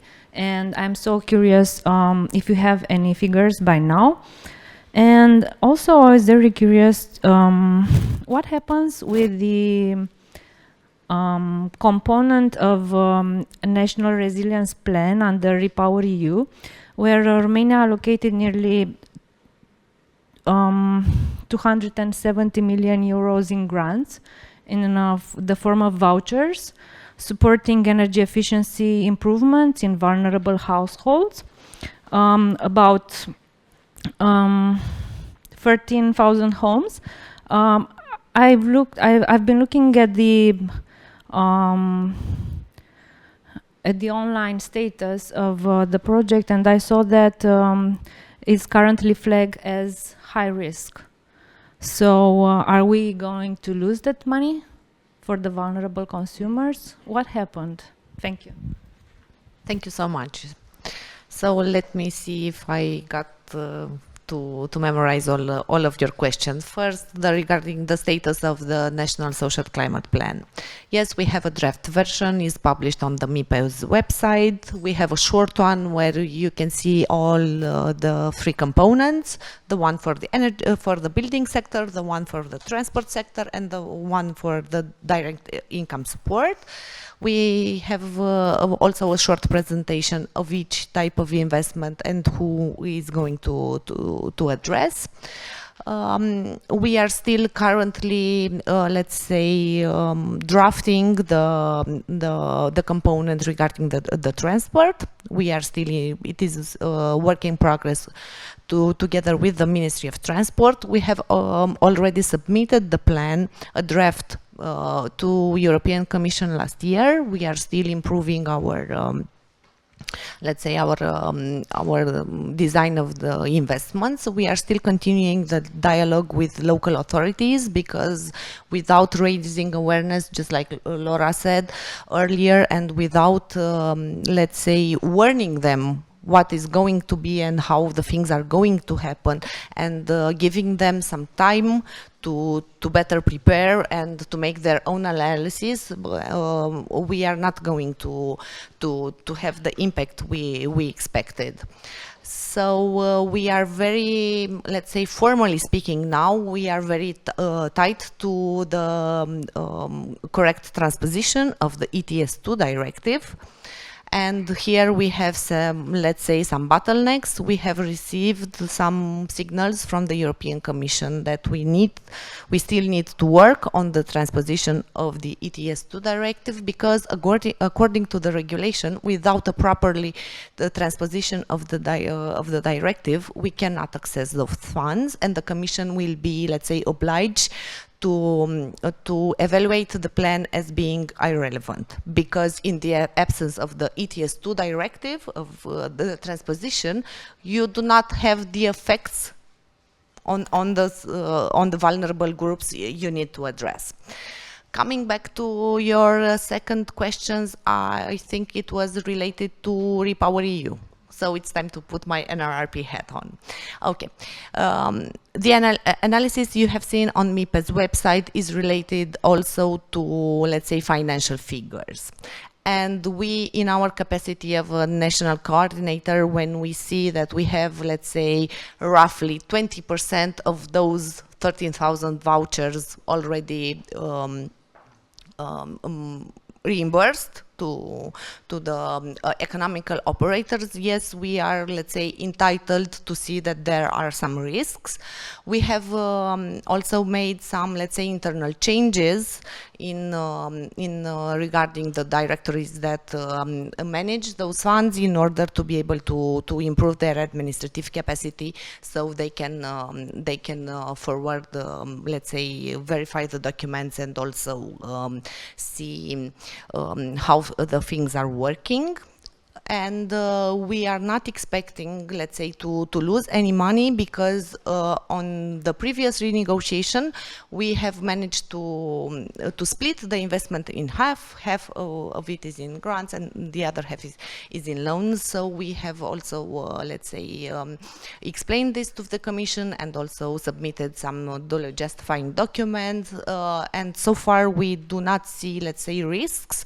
We are also in process of the renegotiation of the readjusting of the NRRP, but for the moment we do not envisage any changes in the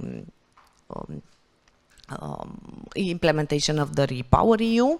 We have also tried to, let's say, to adapt, and we also offer the flexibility for the Reform and Investment Coordinator, which is also MIPE, to grant the beneficiaries, let's say, to move or to change some of the target group, because some of the people unfortunately die or have some issues with property documents and stuff like that, and we have made some flexibilities towards the way, in order not to lose any funding, and to be able also to reach the most in need.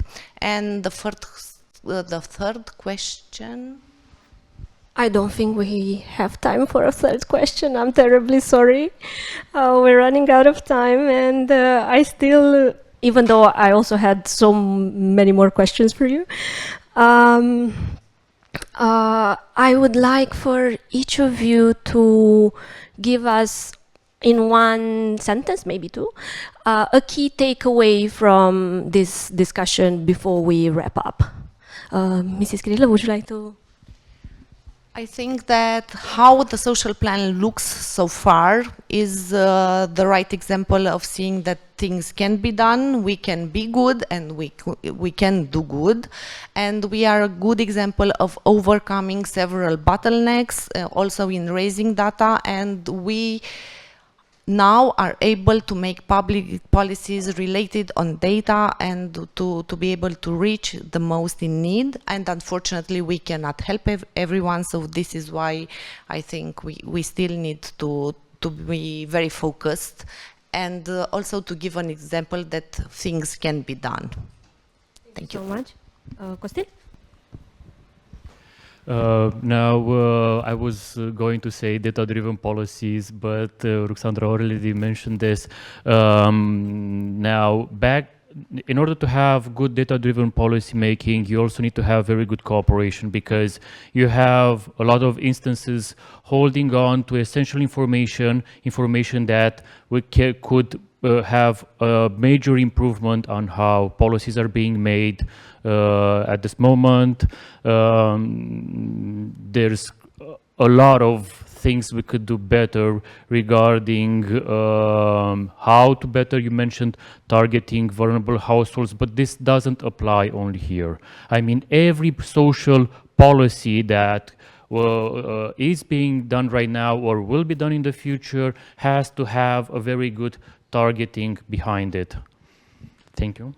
Thank you. Yeah, for me, I think the real success of ETS2 and the social climate plan depends less on the existence of funding and the measures on paper. We really need to make sure that the measures that we come up to are really effective and accessible in practice. Yeah, thank you so much. Yeah, okay, I didn't know if it works anymore or yet, no. I think I would also like to give my own takeaway of the discussion and tell the audience that we at TPG view the ETS2 not only as an extra cost, but it is an opportunity, and it's that can bring deep structural, social, and economic change.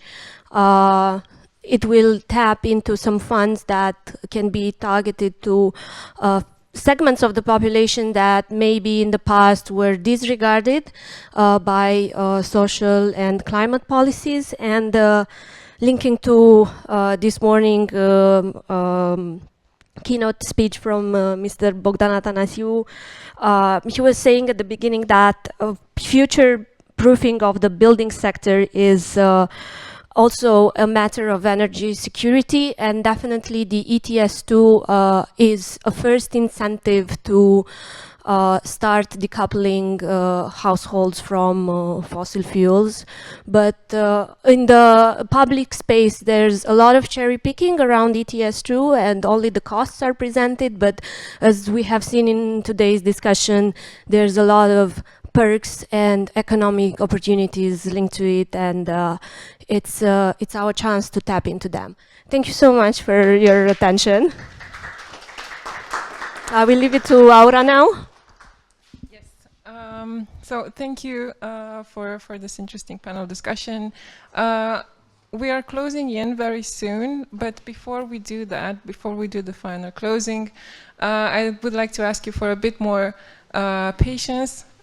We have a quick video about România Eficientă and all the nice things that we did so far. Yes, is it ready? Okay.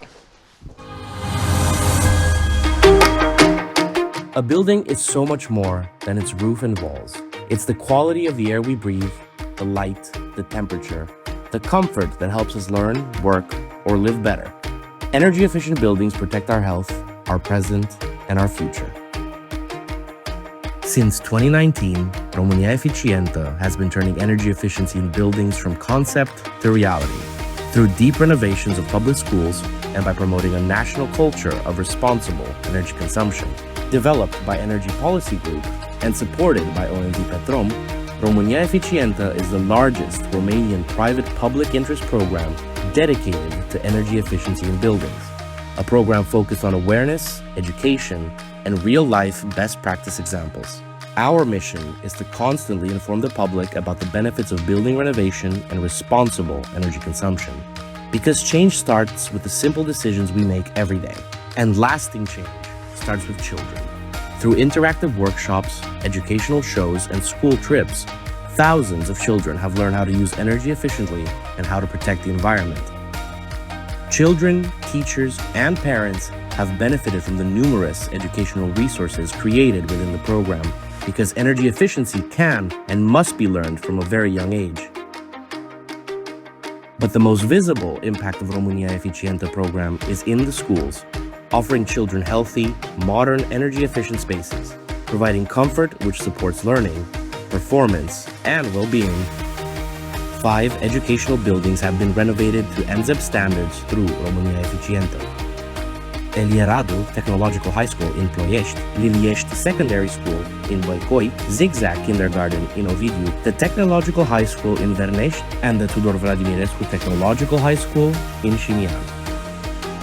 Through renovation to nearly zero energy building standards, old buildings become modern, efficient, and healthy spaces, with high-performance insulation, energy-efficient windows, modern ventilation systems, LED lighting, heat pumps, and on-site renewable energy sources. More than 15 million euro invested in România Eficientă program. 5 schools renovated to NZEP standards, an average reduction of 60% in energy consumption and 40% in carbon emissions.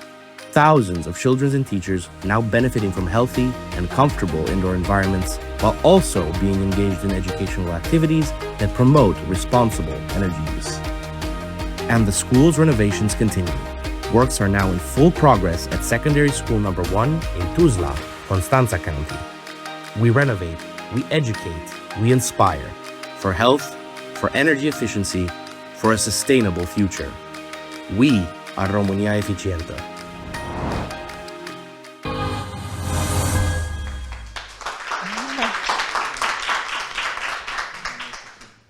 Okay, so I think this is the conference wrap-up time.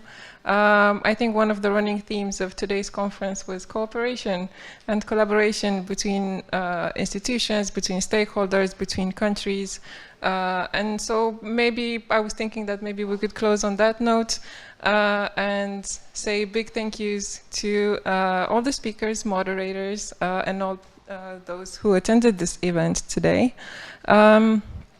And special thanks to the organizing team, Andreea Gheorghe and her team at M360, 360. And the România Eficientă team, Radu Dudou, Claudia Tufisi, Radu Sava. I'm glad that you're all here today. Elena Miron and Caterina Oproiu, who helped make this conference possible. So